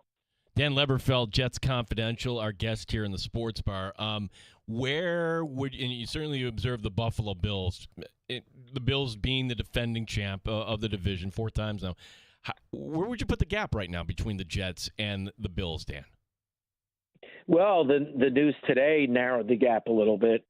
I mean, Matt Milano is one of the best linebackers in football in terms of his instincts are off the charts, and that's such a big part of that position. There's so many what they call see-and-go reactors in football where they have to see it first to run over and make the tackle, and they're often late. This guy was at the scene of the crime so often before. The play was even the ball was even in the receiver's hands or tight end's hands. His reads are so amazing. So to me, this guy was definitely a nemesis for the Jets, the way he played against them. And I don't need to tell you guys this, but this whole, I'm not looking to beat Matt Milano up today. It's not his fault. But when you're a 6 foot, 223 pound linebacker in the modern NFL, I know it helps him with his speed and his mobility, but it's hard. And the Bills under McDermott love those small, fast linebackers, but the downside to that is keeping them healthy. So I think today bridged the gap a little bit, but, and the Jets, to me, have one of the easiest schedules in the league. And one of their opponents early in the season is Minnesota. So it might have been J.G. McCarthy. Now it's Darnold. They play Tennessee early in the year. They played New England twice early in the year. To me, the 2 toughest games on their schedule are the 2 Buffalo games. So I still give Buffalo the edge, but the gap is narrowing. And what do we hear about the health of some of the Jets there this preseason? Have we seen Mike Williams yet? Are we going to see Mike Williams this preseason? What about some of these weapons for Aaron Rodgers? Yeah, I don't know if you'll see Mike Williams in the preseason, but he's really ramping things up in practice, cutting very smoothly in the individual drills at the receiver position. He's not participating in the scrimmage part of practice, but you're watching him in the wide receiver drills. He looks like he's very close to returning. And one of the things Aaron Rodgers has been really good at in camp is throwing guys open, throwing fades, throwing 50-50 balls with Alan Lazard. Can you imagine what Rodgers will do with Mike Williams, who's obviously better than Lazard and one of the better 50-50 ball players in the league? Now, will they need time to develop chemistry because they never played together? And I question whether Mike Williams will play in the preseason. Aaron Rodgers up in the air too. Will that take some time? Probably. But Aaron Rodgers and Mike Williams, with Aaron Rodgers' ability to throw guys open, that could be a magical combination. Yeah, I think the player in this league, Dan, that people aren't in tune with just how good the guy is well, because he really didn't have anybody throwing the ball, is Garrett Wilson. How has Garrett Wilson looked, and what is the ceiling for him this season? Oh, he's looked great, and he and Rodgers are getting better and better as the days progress. And it's pretty amazing about Garrett Wilson. I'm trying to think of the numbers offhand. Last year he had how many catches did he have? He had almost 100 catches. It was in the 90s, and that was with their really dubious quarterback situation. Can you imagine what he's going to do with Rodgers? Yeah, Rodgers and Wilson, I've lost count of how many big plays downfield they've had in camp. So if you're a fantasy player, I don't know everything about fantasy sports, but most of those drafts done yet, guys? They're still going on. No, a lot of them haven't even started. Yeah, I mean, Garrett Wilson last year, Dan, 95 receptions, let's see here, just over 1,000 yards, 1,042 yards, and what did he get there? 3 touchdowns. So a good season for Garrett Wilson, and you could expect that if he has an actual quarterback throwing him the football this year, that the sky's the limit. Yeah, he's the thing that makes Wilson really good. He is a guy with amazing short area quickness. So what you see in camp, and even with the Jets' really good corners, in Sauce Gardner and DJ Reed and the nickel Michael Carter, he just cuts away from people so quickly in space. And if you give him a free release off the line, it's over because he's right into that route, and you're playing catch up with him. And that you've seen that a lot, and a lot of good hot reads, as I mentioned, from Aaron Rodgers to Garrett Wilson on blitzes. So, yeah, I mean, if those two stay healthy, I would almost guarantee this guy's going to go over 100 catches. Dan Leberfeld, Jets Confidential. Dan, I got to apologize because we opened up the conversation talking about Hassan Reddick, and we've asked a bunch of great questions. I want to go back to Reddick because I think it's one of those stories. I don't know how this is going to play out. Like all the scenarios, which one do you think is the most likely here? Does he play as a Jet and just kind of suck it up? Is he out for the whole year? Is there a trade in the works? I mean, how would you assess the outcomes here? Yeah, I mean, how much fine money is he willing to incur here? I mean, he's getting, what is he, around $2 million already? But when you consider the mandatory mini camp he missed in the spring, and now almost 3 weeks of camp that he's missed, how much is he willing to, in terms of take all that fine money? I mean, now there's also a battle of egos here. He's not giving in. He felt that he was told some things. Once again, I am not going to sit here and act like because you hear something from a source, usually hearing a source from one side. What was actually said before the trade? That's the key. And unless we wiretap the phones of the parties involved, we'll never find that out. I assume he eventually comes back. I assume they do something to sweeten the pot a little bit on his one-year deal. I don't see them doing anything beyond 1 year, but maybe do something that makes him feel a little better about the contract. Because let's not forget, guys, they have everyone raves about that draft class, and rightfully so, from a couple of years ago with Garrett Wilson, Sauce Gardner, the defensive end Jermaine Johnson, the second-round pick, the running back Breece Hall. Those guys are all going to come up for new contracts in the next year or two. So we all know, and Brandon Beane talks about it a lot, you're not just planning for now, you're planning for down the road. So how do you give Hassan Reddick a monster deal, knowing that and you also Jermaine Johnson's going to be looking at that. What about me? So I don't know how it ends, but I have a hard time believing Hassan Reddick is going to sit out the year, give up $14.25 million, which is his salary this year, to prove a point. I find that really hard to believe. And also, here's another important point about Hassan Reddick. Even if he's ticked off at the Jets, even if he has to stay at $14.25 million, he's a free agent next year. He needs to go out and get 15, 16 sacks, because whether he hates the Jets' position on this or not, and whether he's angry at them or not, he's got to produce to get the big contract next year, whether it's with the Jets or somebody else. So he would be just spiting himself if he went out and dogged it because he's unhappy with his contract. It'll hurt him in free agency in 2025.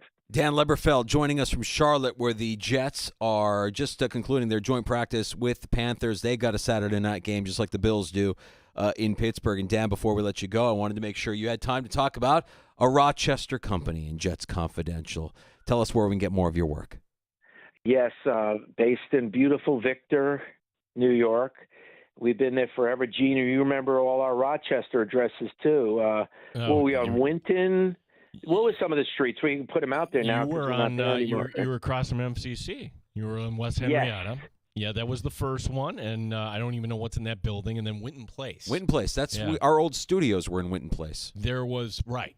So yeah, this is the seat. Yeah, so we were in Rochester proper, and then we went to Victor. Yeah, we've been publishing for the magazine for around a quarter century. And we've always been in Rochester, and it's a monthly Jets magazine, and also you can get it digitally. So if you don't like print, you can also read it digitally. And anyone who wants to subscribe, and we have a ton of inside information you're not going to read anywhere else about the Jets. Anyone who wants to subscribe can go to jetsconfidential.com, or call 1-800-932-4557. Gene, you remember that number, right? 1-800-932-4557, and someone from our Rochester office will hook you up. Let's see, Dan, I want, when you're in town next time, can you text me and take you to lunch so that way you can meet in person Reach? Yeah, I've never met Reach. Do we have to explain the nickname to the audience? No, the audience might not know. Leberfeld loves my Twitter bio because I say in there that I'm the regional brand manager at Odyssey. I have a regional brand manager role, and so Dan just likes to call me Reach. I tell you what, Dan, when you come to Rochester, here's what we'll do. We won't go to lunch. We're going to go for a hike. We're going to go to Letchworth State Park. We're going to look at the beautiful waterfalls and the foliage. And we're just going to, three dudes just walking around Letchworth State Park and taking it all in this fall. What do you say? That sounds wonderful. But I still hope that a meal is involved. Oh, we'll get a meal. We'll get you a Slurpee or something like that from 7-Eleven. Okay. We go on the trampoline after that. That's right. Are they still around? It's still here. It's still here, Dan. Okay. Thanks, Dan. Thank you, Dan. All right. Anytime, guys. You got Thank it. you. Dan Leberfeld, Just Confidential, stopping by the sports bar.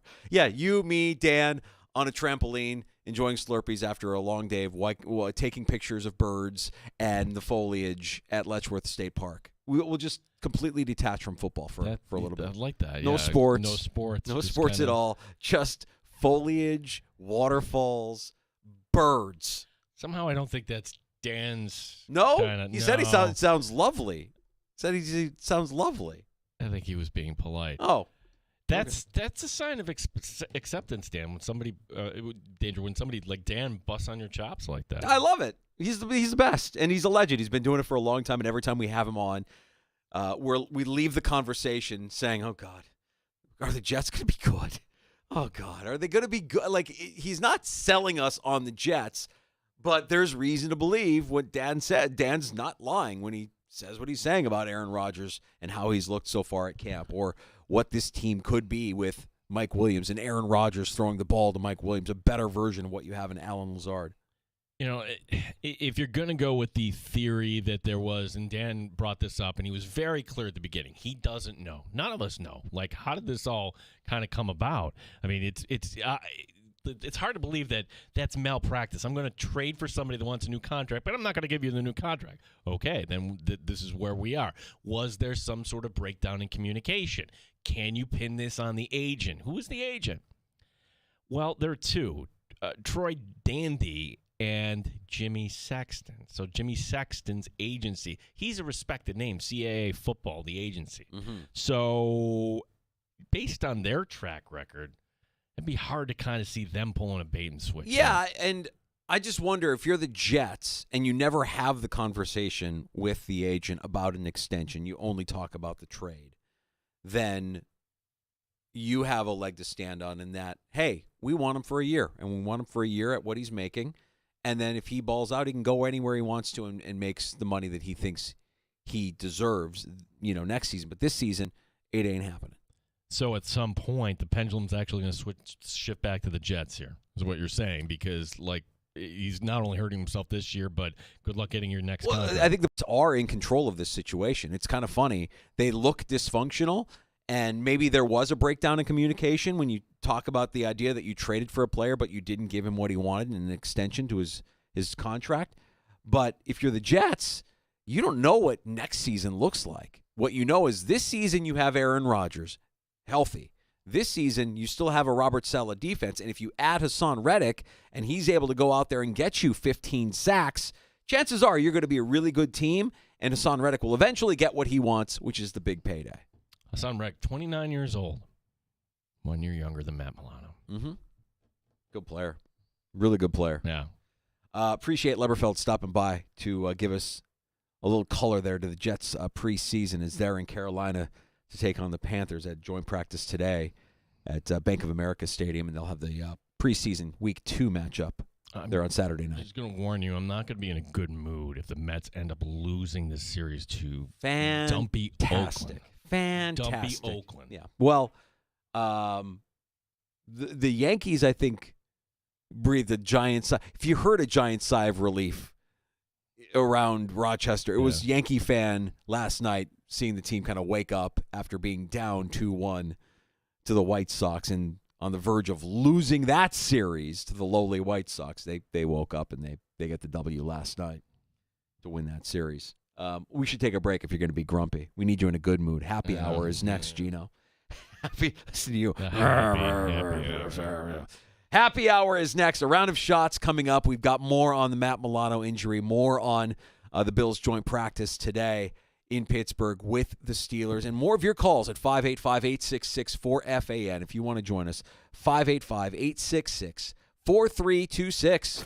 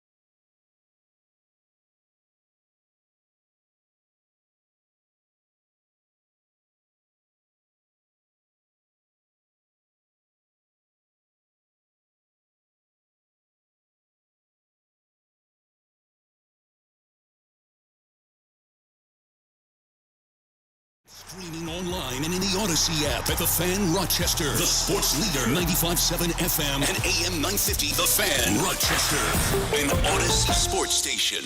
The Fan Rochester Sports Update. We learned of some bad news for the Buffalo Bills today. It was on Tuesday's practice that Matt Milano tore his bicep. The hope is that Milano could be back in December. Head coach Sean McDermott on how this exactly happened. Matt was tackling a bag and hit his arm and looked like maybe on somebody's leg just a little bit, and then that's what we think was the episode. Today, the Bills wrapping up their practice in Pittsburgh with the Steelers. One other note here, the team reaching an injury settlement with Chase Claypool. He's now officially a free agent. Rochester Red Wings home tonight as they're taking on Syracuse. On the Major League scoreboard, the Mets blow a 5-0 lead. They lose to Oakland 7-6. Milwaukee over the Dodgers 6-4. Detroit over Seattle 2-1. Gene Battaglia, the sports leader, the Fan Rochester.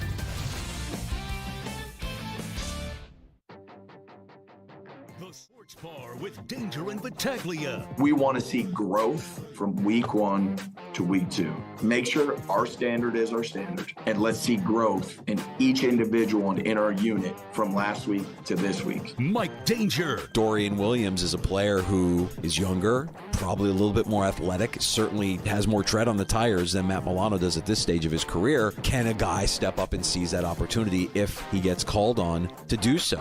Gene Battaglia. And in the third round, they did not need to draft Dorian Williams, but he's there, and this is a guy that can help us, and maybe Dorian Williams becomes that guy. Matt Milano is that guy. Well, when he's healthy. 95.7 FM and AM 950, The Fan, Rochester. Did you see that scroll? Our guy Dane Jackson, I almost forgot. Yeah. Dane Jackson's down in Carolina. He's going to miss 6 weeks. He's got an injury. There at Carolina at Panthers training camp. Boy, being corner 2 is always a lonely position, right? For so many years, like nobody wanted to throw at Tre'Davious White. And, yeah, you know, Dane Jackson was serviceable, and he got himself a contract in Carolina. And honestly, like, is there a more irrelevant team, not just in the NFL but in pro sports today, than the Carolina Panthers? Well, to hear Dan Leberfeld, who joined us last hour from that joint practice between the Jets and the Panthers, talk about how there's just a void in talent between those two teams that compared to the Panthers, the Jets look like a Super Bowl team. There's just not a lot of talent on that roster. I don't want to gloss over something you mentioned in your sports update because it's the first we've heard it. Chase Claypool getting the injury settlement from the Buffalo Bills and now a free agent to move on. That's right. So could the Bills bring him back?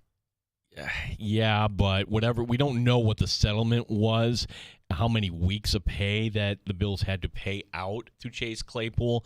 But then the rule is you have to tack on an extra 3 weeks. So you're looking at, week 4 at the early. Why bother at that point?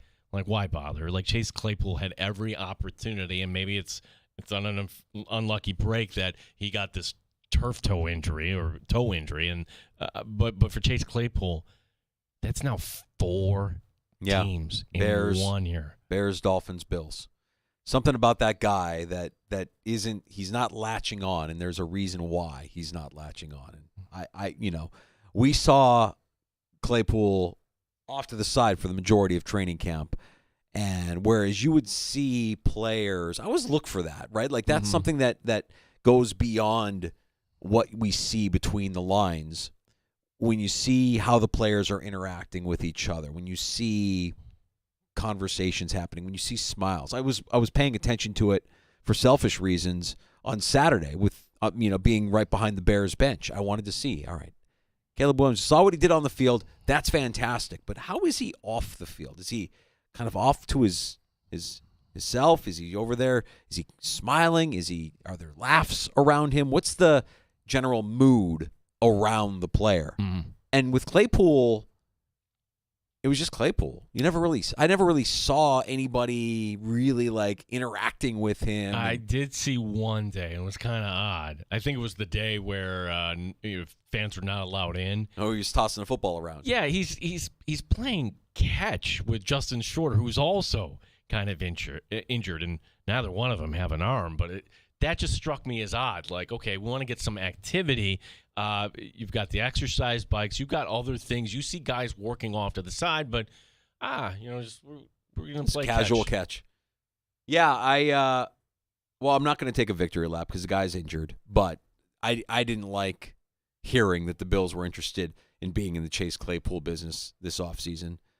It was one of the many moves that they made that I'm like, what are they doing? Why? I get you need bodies, but like, no, not that guy, not a guy who quit on his team. Yeah, it was something we didn't touch on yesterday, but as far as throwing things up against the wall and hoping that they stick, apparently the Bills are not done with this.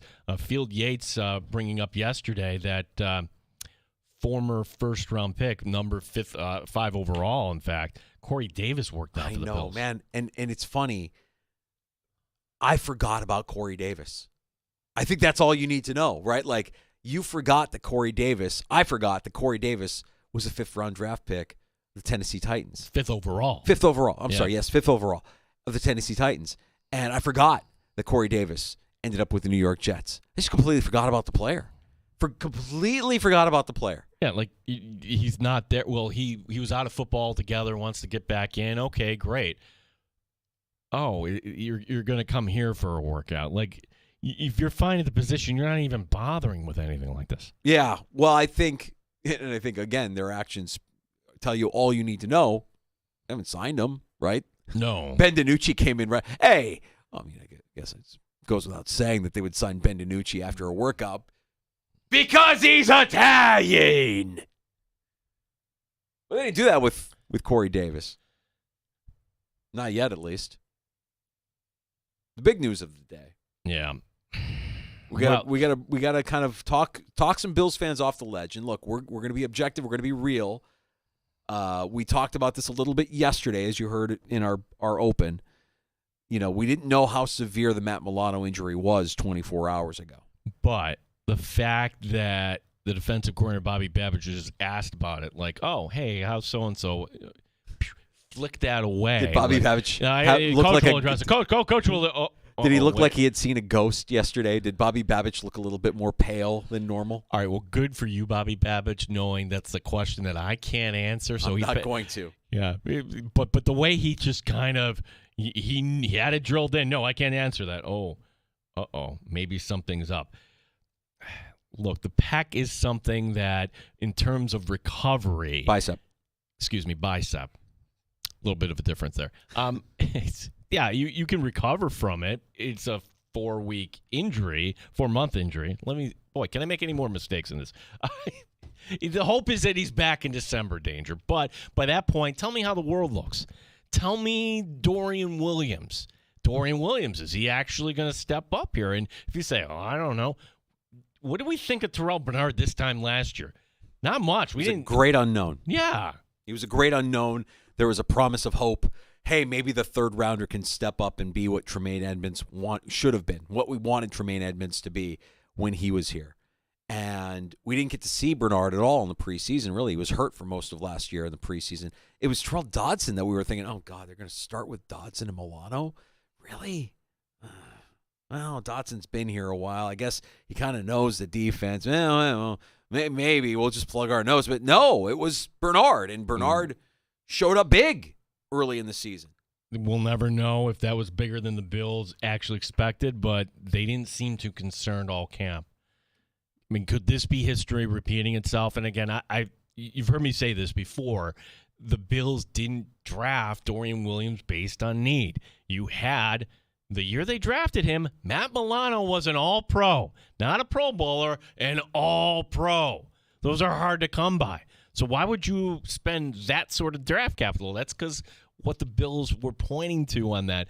Here's my read on Dorian Williams. He may have better physical ability than Matt Milano. Yes. But Milano, the ability to that passes going to the flat. Hey, I can get around the edge here. All those things, and the speed here too. So Matt Milano, the way he kind of processes the information, can Dorian Williams get to that point? Milano is the instincts, right? And the gut and the brain, and you want Dorian Williams, who's probably more athletic, to kind of be able to have that instinctual ability that Milano has to just get after it and bust things up.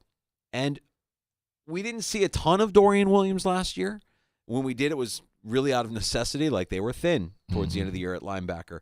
I just want to know that A.J. Klein remains retired, that we don't have him on speed dial. We won't be seeing A.J. Klein anytime soon. Let's get that out of the way. Remember, he was on a family vacation when they called last year. Let's get that out of the way, and let's hope that it is actually what they have on the roster right now and that they can stay healthy enough through the course of the season to have enough depth to get on the field and not have to push the panic button and bring back A.J. Klein. But Dorian Williams is intriguing to me in the same way that Terrell Bernard was intriguing to, I think, a lot of us last year. So I know it's a tough break, and I know it's a fan favorite that's going to be gone for a good chunk of the regular season if we see him at all.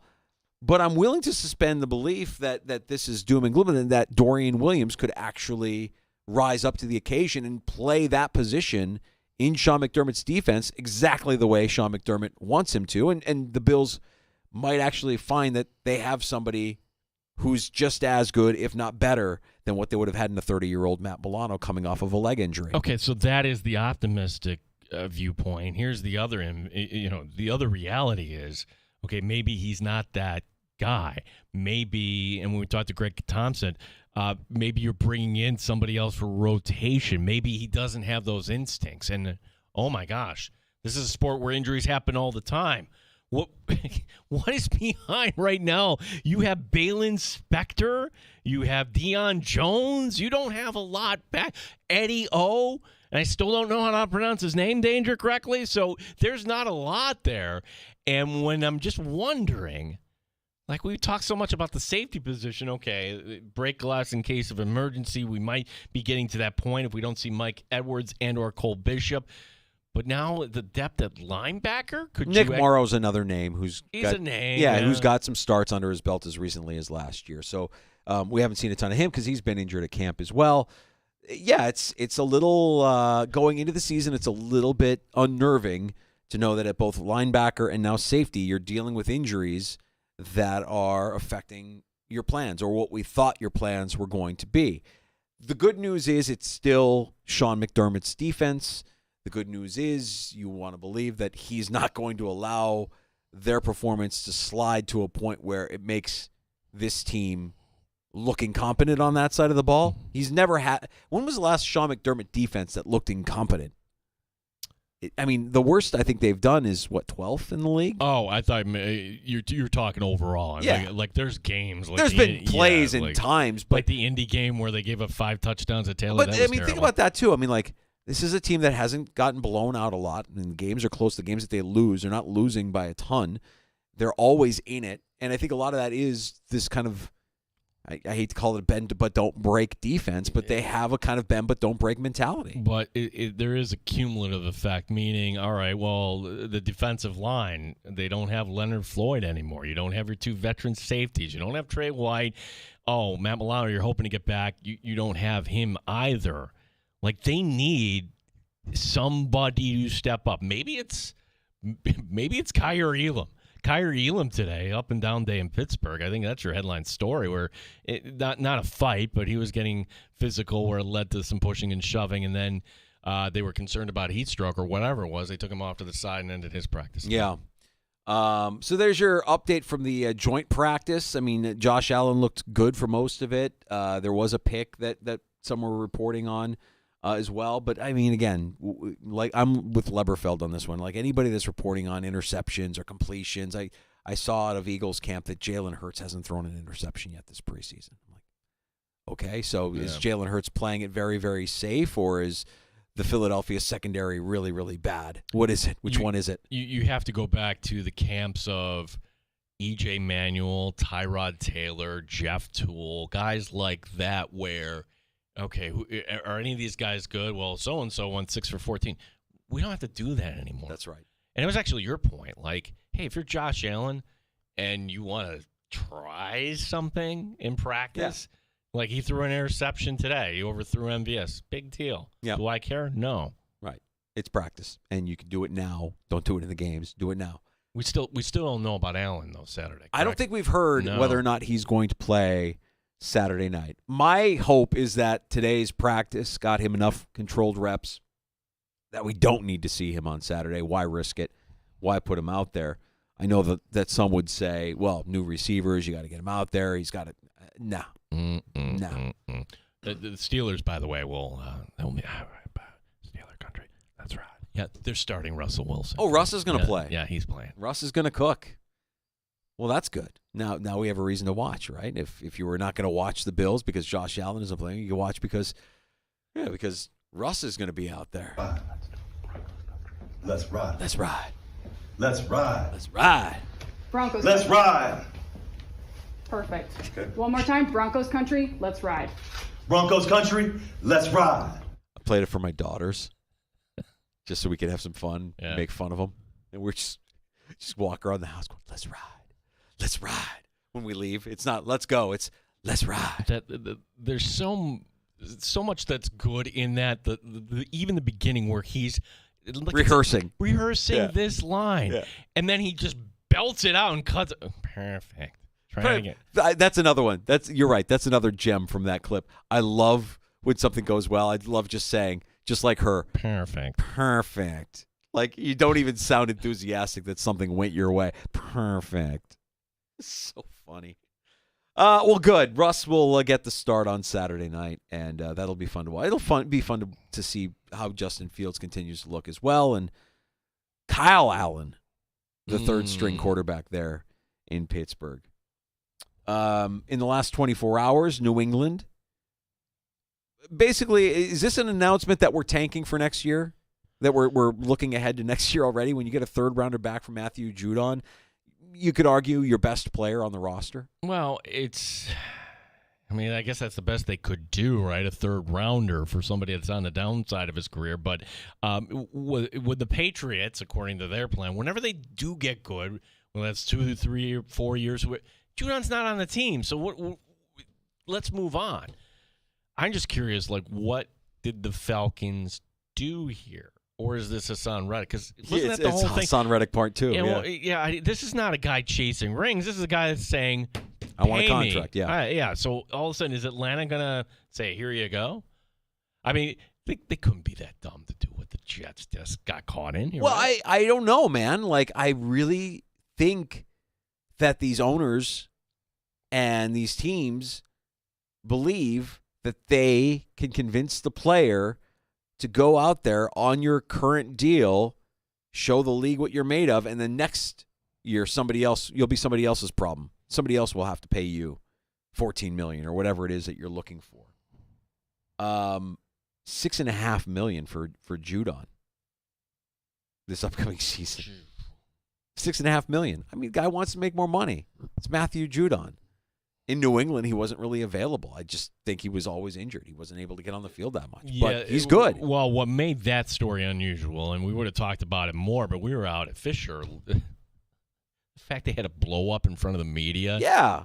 Do that behind closed doors. That was awkward and weird. And Judon walking away from practice, walking away from a conversation with his coach. That needs to happen behind closed doors. That was awkward. That was uncomfortable. And it was not a great look. And now the Falcons have Judon, but do they really? Does Judon have the Falcons? Will we see Judon on the field unless he gets that new deal? There was no announcement of a deal after the trade was made. So the trade has been made, but the deal has not been secured. I feel like we got to catch up here on X here a little bit. Chuck writing in. My bad, Chuck. Greg, Chuck, whatever your name is. It's because of me you changed the camera angle in the sports bar, isn't it? No more look out your window. Oh, I see what you're doing there. That's that's Greg, Chuck Munchia Pet on X, one of our regulars. Appreciate you listening, Greg, as always. You're going more with the profile here. The new cameras are sweet. Yeah, here. So here's the peek behind the curtain here, and we're trying to give you the best experience possible for the sports bar with Danger and Battaglia. You know we have 8, and we're striving for 9 different platforms for you to enjoy the show, and that includes our YouTube channel. That includes our stream on Twitch at The Fan Rochester. We got new cameras, and they're 4K cameras, and they're sweet. You're right. Yeah. I think the reason why these cameras are set up the way they are now is we've got this big wall behind us, and there's nothing on the wall now. But I'm told that in time there will be something. There will be a TV or a monitor of some sort up behind me, and you've got those signs behind you that you can't see in the camera now, but are fan signs that we're going to hang up on that wall as well. This is everything that Derek the Pizza Dude has shared with me as far as the design of our new studio here, our new digs that we've gotten comfortable with here in the last couple of months. We weren't able to get the X stream going today. No, if you're watching right now, though, you will see the one photo, and if you can't make it out, that's the present Mike Danger brought back for me from the collectible show down in Virginia, where somehow you found this vintage photo of Chuck Muncie as a Saint. Chuck Muncie's the hero of the sports bar. Everybody knows the story, I hope, that when Gene was college radio broadcaster at Fordham, all of his buddies would prank call his show, drop Chuck Muncie as to what the Bills or any team would need, right? That's how it went. Chuck Muncie was your Baba Booey. Yeah, all roads led to Chuck Muncie at some point. And then, of course, doesn't that carry over how many years later? And I have to explain it to Danger on the air live. And then, but when you dig into the brilliance that was Chuck Muncie, then you realize, my gosh, this guy is a treasure. Like, why don't more people celebrate what he did as a football player and how he could perform when he was coked up all the time the way he was? Freebasing. Yeah, just a real treat. Just a different time. But Chuck, with those horn-rimmed glasses. And what I love about that picture the most is somebody's holding his glasses. He got the snot beat out of him. He's down on the turf. He's got, people around him attending to him. One person is there specifically holding his glasses. I think there's smelling salts involved here as well. It's just a picture of a guy who just got the snot. He just got his teeth kicked in on a play. That's our guy, Chuck Muncie. Yeah, so there's a peek inside the studio, and if you're watching the stream on our YouTube channel, we appreciate that. Don't forget to subscribe, like, comment, put a little wind in the sails, and we'll continue to work here with our new fancy 4K cameras and our new fancy camera angles to get you a video stream up on X as well, just to give you another platform, and then we'll work for that stretch goal of 9 different platforms for you to enjoy the sports bar. Yeah. 9 times. We're going to get there soon enough. And again, thanks to Derek for helping to make this happen. See, I was in a good mood. You put it over in the Little League World Series because I don't want you to. You didn't have to suffer anymore. It's over. It's over, Gene. It is. You can't lose a series to Oakland. It's not the White Sox. It's not the Marlins. No. But, and I'm not saying this to.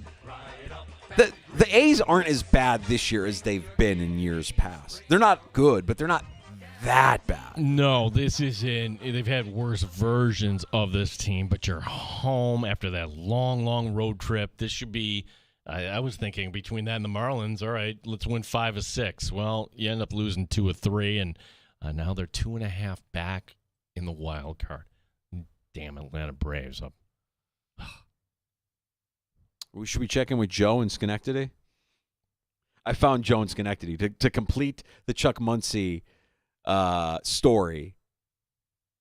Gene tells me about Chuck Muncie from his time at Fordham, and then after the Bills lose to the Dolphins, the Heat game where everybody was down. Everybody was down. We've got full phone lines.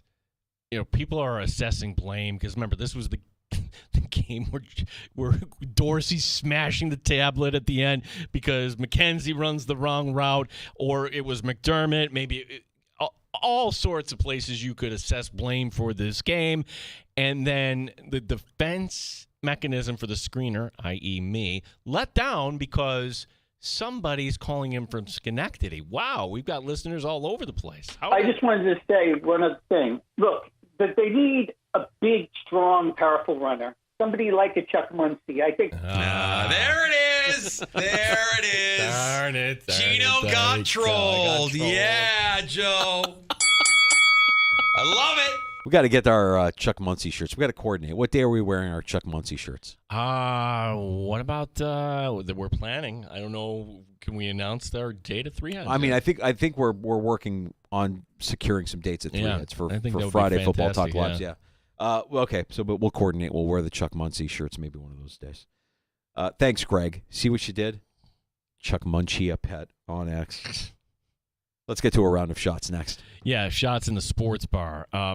Hey, like we've been having some fun about the Australian Olympic breakdancer. Well, she's coming out now and saying that put a stop to this. We'll get that. Couple people fired today at ESPN. Saw this. Yeah, funny. Like usually it wasn't downside. The way they presented this was fired. I'm like, really? Oh, well, that's kind of interesting. Some hope for U.S. soccer maybe, and we'll get you a Yankee update as well. All right, round of shots and last call. You can have the final word here in the sports bar at 585-866-4FAN. You're listening to the Sports Bar with Danger and Battaglia. 95.7 FM and AM 950. The Fan, Rochester. Odyssey has sports for every fan. Keep up with your favorite teams from across the country and get the inside scoop from experts. AUDACY. Odyssey. It's that time of year when the Bills return to St. John Fisher for training camp. All the highs and lows from last season are just a memory as the focus shifts to the upcoming season. As a fan, you crave for inside information, news, updates, and the latest on positional battles. Listen daily to The Fan Rochester, Rochester's home of the Buffalo Bills, for what's happening throughout camp. Training camp updates are brought to you by Ace Swim and Leisure, Chili Ave and Ridge Road in Webster, and Maddie's Motorsports, locations in Farmington, Spencerport, and Dansville. Texting him back. I'm just posting a story. I'm just changing the song. No. When it comes to distracted driving, just don't. Sending a text takes your eyes off the road for just 5 seconds, but in that time, your car can travel the length of an entire football field. Any distracted driving just isn't worth it. Visit StopTextsStopWrecks.org. A message brought to you by the National Highway Traffic Safety Administration, Project Yellow Light, and the Ad Council. Need a new roof? Call Exceptional Exteriors, a locally owned family business for over 15 years. Exceptional Exteriors stands by their work with hundreds of 5-star reviews and now offers 0% financing. Need a new roof? Visit ExceptionalExteriorsInc.com. The Dark Star Orchestra keeps the memory of the Grateful Dead experience alive when they perform in Rochester at Innovative Field Wednesday, August 21st. Paying homage to the Grateful Dead live experience, Dark Star Orchestra presents a complete original set list, song by song, and played in order with uncanny, faithful interpretation. DSO. Calling all Deadheads for another epic performance from Dark Star Orchestra at Innovative Field Wednesday, August 21st. Tickets on sale now at redwingsbaseball.com. I'm Tom Wall's team member, Ollie. Since 1955, Tom Walls has given thousands of young people an opportunity for their first job. How to look a customer in the eye and smiling and saying thank you are skills that last a lifetime. Tom Walls, more than great cheeseburgers. We improve young lives. Snakes, zombies, public speaking. The list of fears is endless. But the real danger is in your hand when you're behind the wheel. Distracted driving is what's really scary and even deadly. Eyes forward, don't drive distracted. Brought to you by NHTSA and the Ad Council. It's Brian Baldinger with the Journey to Kickoff presented by Hyundai. Philadelphia is looking to right the ship this season after a shaky end to last season. Can one of the game's best dual-threat quarterbacks continue to keep defenses on their toes? With two new coordinators in the fold, the team will come into this year with a new identity. How will the team adjust, and which leaders will fill the shoes of their two recently retired legends? Journey to Kickoff is brought to you by the all-new Hyundai 2024 Santa Fe, equipped for adventure. This is the story of the one. As a facility technician installing a new welding station, he knows getting the ventilation right is critical for safety. That's why when questions arise, there's Grainger. Grainger offers detailed technical product information online at his fingertips, so it's easy to find what he needs.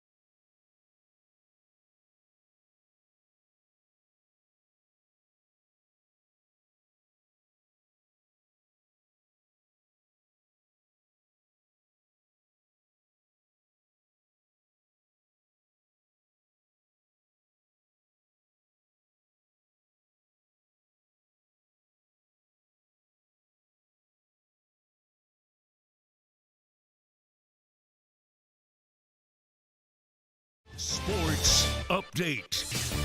Buffalo Bills, today we learned that Matt Milano suffering a torn bicep this in Tuesday's practice. The hope is that Milano could be back in December. Head coach Sean McDermott on the next man up, Dorian Williams. Yeah, Dorian's going to do a good job. He's been making progress, and it's now not only his time to step up, but all his teammates around him to step up. It's not just one person's job to fill the void or try and fill the void left by Matt. The joint practice for the Bills and Steelers concluding today. Team reaching an injury settlement with Chase Claypool. Claypool now a free agent. Rochester Red Wings are home tonight. Syracuse once again the opponent. The Mets blow a 5-0 lead. They lose to Oakland 7-6. Milwaukee over the Dodgers 6-4. Detroit 2-1 over Seattle. Bottom of 5. San Francisco up on Atlanta 2-0. Gene Battaglin, the sports leader. The Fan, Rochester. From the field to the court to the rink, the sports leader is there. 95.7 FM and AM 950. The Fan, Rochester. All right, it's time for a round of shots in the sports bar. The Chicago White Sox on pace for 123 losses. That would set the modern-day record. But as bad as the White Sox are, their front office did do something correct here. They cut season ticket prices for next year. The move represents a 10% decrease from last year. It's a move so rare, kind of hard to find any team that actually has done something like this. Yeah, I think they kind of see the writing on the wall, right? Like, we better conjure up some goodwill here if we're going to start asking about a new stadium, right? Hey, yeah. By the way, there's no hope for next year, but make your deposit now. I was laughing last night. And I'm going to speak about a couple of our regulars that we've had on the show with us before. And I just love it when I expect something and it doesn't disappoint. Yankees are down 2-1. And I'm like, I'm not on my phone, but let me just pull up X. I got to see what Rotolo is saying, and I got to see what Sal Mayorana is saying. Mm-hmm. And sure as hell, back-to-back tweets from both of them at the same time when the Disgusting Yankees just had it. Just absolutely had it. Now the Yankees do what they need to do last night. They get the win, and they don't lose a series to the White Sox, which would have been pretty embarrassing. But, on cue, my favorite Yankee followers on X were delivering the goods. Does Aaron Judge break the record by Barry Bonds, most career home runs? Oh, you look, when I tell you when he hit his 300th home run last night, in doing so, he became the fastest to 300 career home runs in Major League Baseball history. But then you sometimes forget Aaron Judge got a late start. So he's already 32. I would say no, just because he is injury prone. As great a year as he's having, and he is. Like people would say Bobby Witt Jr., the Yankees are where they are because of Aaron Judge. 43rd of the season, Danger. Next up for the Yankees, a Midwestern road trip in Detroit begins tomorrow night. Yeah, I want to say, to give him credit, Sal, I want to say put out there, Judge, Soto, and a bunch of bums who can't hit the ball. Never change. Opening night in the NFL, Chiefs and Ravens. That's going to be on NBC. Also on NBC and Peacock, the game the following night in Brazil, the Eagles and Packers. So... Well, NBC tapping their top college broadcasting team for the assignment, Noah Eagle and Todd Blackledge. Eagle coming off of calling the men's basketball action at the Olympics. He's rumored to be in line to the main voice of the NBA once they move over to NBC. The Syracuse grad, he's only 27. Dude calls a game. He was great during the Olympics. Are we going to say, I don't know, 2 years from now, or maybe even now, he's the best? Well, it depends. I would say let's see what he sounds like on the NBA on NBC. But if he's calling games for NBC the way he called them for the Olympics for NBC, he's good, man. And this isn't new. Like the first time I heard Noah Eagle, do you remember the first game? It was like one of those Nickelodeon. It was the Nickelodeon playoff game, and it was him and it was Nate Burleson, and I'm like, they're actually really good. And some girl, and they're working with kids and tossing to sideline reporters. But I'm like, really, really good. They weren't above it all. That was, I'm like, wow, these are. They were having fun with it, but they weren't too cool for school. And he calls a game, so that's compelling. I kind of like that. I don't know. Hey, look, you know what it is I don't know that he's a studio guy, but Tirico certainly is doing that. He's straddling that line between the studio and in the booth. At some point, do NBC execs say, hey, we got a guy that can do the booth thing and do it a lot cheaper than what we're paying Tariq? I don't know. Yeah, if you're down on U.S. men's soccer, don't be. They have a new head coach, Mauricio Pochettino. Of course they hired this guy. Because he's Italian! Very simple objective, lead this team to the World Cup and hopefully make some headway. His previous job, Pochettino, he was the head coach of Chelsea. He left there by mutual consent earlier this year. The 2026 World Cup, if you didn't know, it's in North America. It's a joint bid between the U.S., Mexico, and Canada. And I think it's fair to say, would it be a big failure if the United States did not qualify? Oh, no, I think they qualify just by virtue of hosting. Oh, do they? Yeah, they're in by virtue of hosting. But I think the failure would be they suck. I mean, they've been bad. Yeah. And I don't know enough about this coach or enough, frankly, about American soccer. But every time I watch American soccer and every time I watch this team, and if you watch this team and you know what you're talking about, feel free to call it 866-4326 and tell me if I'm right or wrong. My hope is that this guy kicks their ass. Right. I don't know anything about soccer, but that was the one thing the other coach was just lax. I hope he it always happens, right? Whether you're talking about an NFL franchise or like we had a coach who was too crazy in Rex Ryan, right? Too bombastic, shot his mouth off all the time, wasn't really into the details of stuff. Let's swing it all the way to the other side and get a guy in here who's humble, who's quiet, who's a little bit more soft-spoken, who has attention to detail. That's my hope, is that this is a guy that will come in to the U.S. men's national team and absolutely run them into the ground, kick their asses. Belt tightening at ESPN today. More on belt tightening. The network letting go, they said fired, Robert Griffin III. Also Sam Ponder. Ponder had been the host of NFL Countdown since 2017. And Jason Kelsey taking the spot of RG3 already on Monday Night Countdown, so you could already see RG3's time was winding down. I liked Ponder. I thought she did a good job on Sunday mornings. It wasn't always my first go-to, but every time I ended up watching some of it, I'm like, all right, she's holding it down, and she's got a lot, the aforementioned Rex Ryan and others, that she's got to kind of corral as the driver of that show, and I thought she did a good job. I have a feeling she won't be out of work very long. RG3 different. He always had takes. I guess with RG3, he wasn't shy about putting his opinion out there. Something's amiss there, because when he got hired by ESPN, he was supposed to be the best ever. Remember, there was this competition. Fox wanted him. And now, he's looking for work. Yeah. Look, he's good, and they're both good, and they'll probably end up finding work fairly soon, I would imagine. The Australian Olympic breakdancer says she has had enough. An online petition was created to call for an investigation into how Rachel Gunn, known as Ray Gunn, was selected for the Australian team at the Paris Olympics. At last check on this signature in Australia, 50,000 signatures.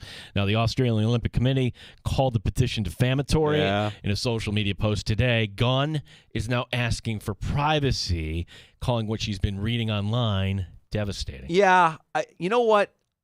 I'm sympathetic to a point on this one. Couple of things. I guess she's like schooled in this. Like she knows the technique. And she has a doctorate, and the doctorate was on breakdancing. Right. So, okay, on the one hand, hey, let her compete. She has an avenue to compete. Great. Where's the self-awareness on that?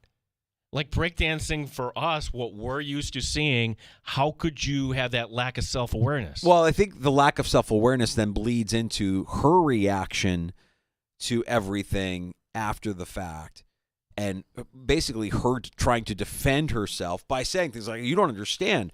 I didn't do anything. Well, what are you talking about? This is how it's done. I'm educated in this. And everybody's still looking at her like, really? Now, we're not going to have to deal with this in 4 years, which I think is kind of dumb. Like, if you're going to bring back breakdancing to the Olympics, you bring it back into L.A. And the guys that, more stuff is like trickled in my feed here over the course of the last week. It was like, oh, this is the person that actually won the gold. And you watch and you're like, all right, that looks more like what it's supposed to look like, not what this woman from Australia did when she competed, which we're all kind of looking at like, this is breakdancing? This doesn't look like the breakdancing I know. So I'm wondering if part of why this is gaining steam still something we're talking about is because she extended the narrative by kind of going online defending herself. Yeah, maybe just go away. Just, if you want to have this go away, let's stop talking about it. If I can make an analogy, I don't know if it fits, you tell me, but I think one of the funniest bits ever on SNL was the late Chris Farley, where he goes out there with Patrick Swayze for the Chippendales audition. That's right. To me, that's what this felt like. Hey, let's do some breakdancing. It felt like a parody watching this. Yeah, I get it. And one of our regulars, Chris from South Central Kentucky, shot me an update earlier today, X, at the Fan Rochester. He said that, what was it?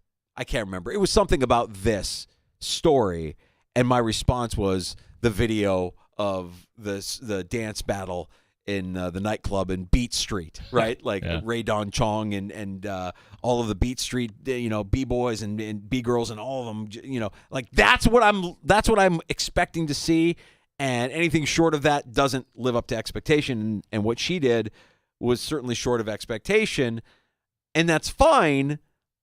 I would have forgotten about it by now, but we're still talking about it. She's still talking about it. Everybody's still talking about it.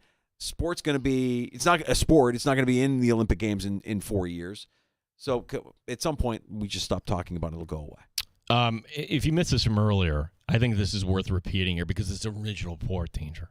Original report. You're not getting this from Page 6. You're not getting this from Barstool. You're getting this right here in the Sports Bar. This is a Sports Bar exclusive. It's on Bill Belichick. Oh. Bill Belichick was at Saratoga recently, enjoying the horse races and the restaurants and shopping or whatever else. Those New Englanders, they consider Saratoga part of their territory. That's right. We learned that. Because they don't have a racetrack of their own. Right. Mutt told us that. Right. So Saratoga, it fits. It's a 3-hour drive from Boston? This is a day trip for Bill Belichick. And yes, he brought his girlfriend, his 24-year-old girlfriend, Jennifer Hudson. How do I know? Our source, Mo. Mo told me, and what Mo tells me from Havana Mo's good enough for me. All right, so we check in with our Sports Bar insider, Mo. Now, in researching this and wanting to talk about this, like, okay, has anybody else picked up on this? Yeah. And you do reading, no, nothing's happened. But then I come across this other story that's not related to Mo, but is still worth pointing out because, like, it's still mind-blowing. Like, 72, 24, May, December. Like, Bill Belichick doesn't – well, let's examine the background here of Ms. Jennifer Hudson. Not Jennifer Hudson, Jordan Hudson. Jennifer Hudson's the American Idol winner. Yeah. So, Jordan, no relation. Jordan Hudson, her mom, Lee Hudson, she lives on the Cape. She works on Cape Cod. Okay. Lee Hudson is 60 years old, and she manages a store in Provincetown. She's the business manager in Provincetown of a store called Toys of Eros. Hey. Toys of Eros selling, well, I think you can imagine. Yeah. They even have their own sex museum at Toys of Eros. You think she's giving the future son-in-law a little tour? Probably not. Son-in-law? She's younger than him. Right. Maybe this is a play. Maybe Belichick is using the daughter to get to the mom.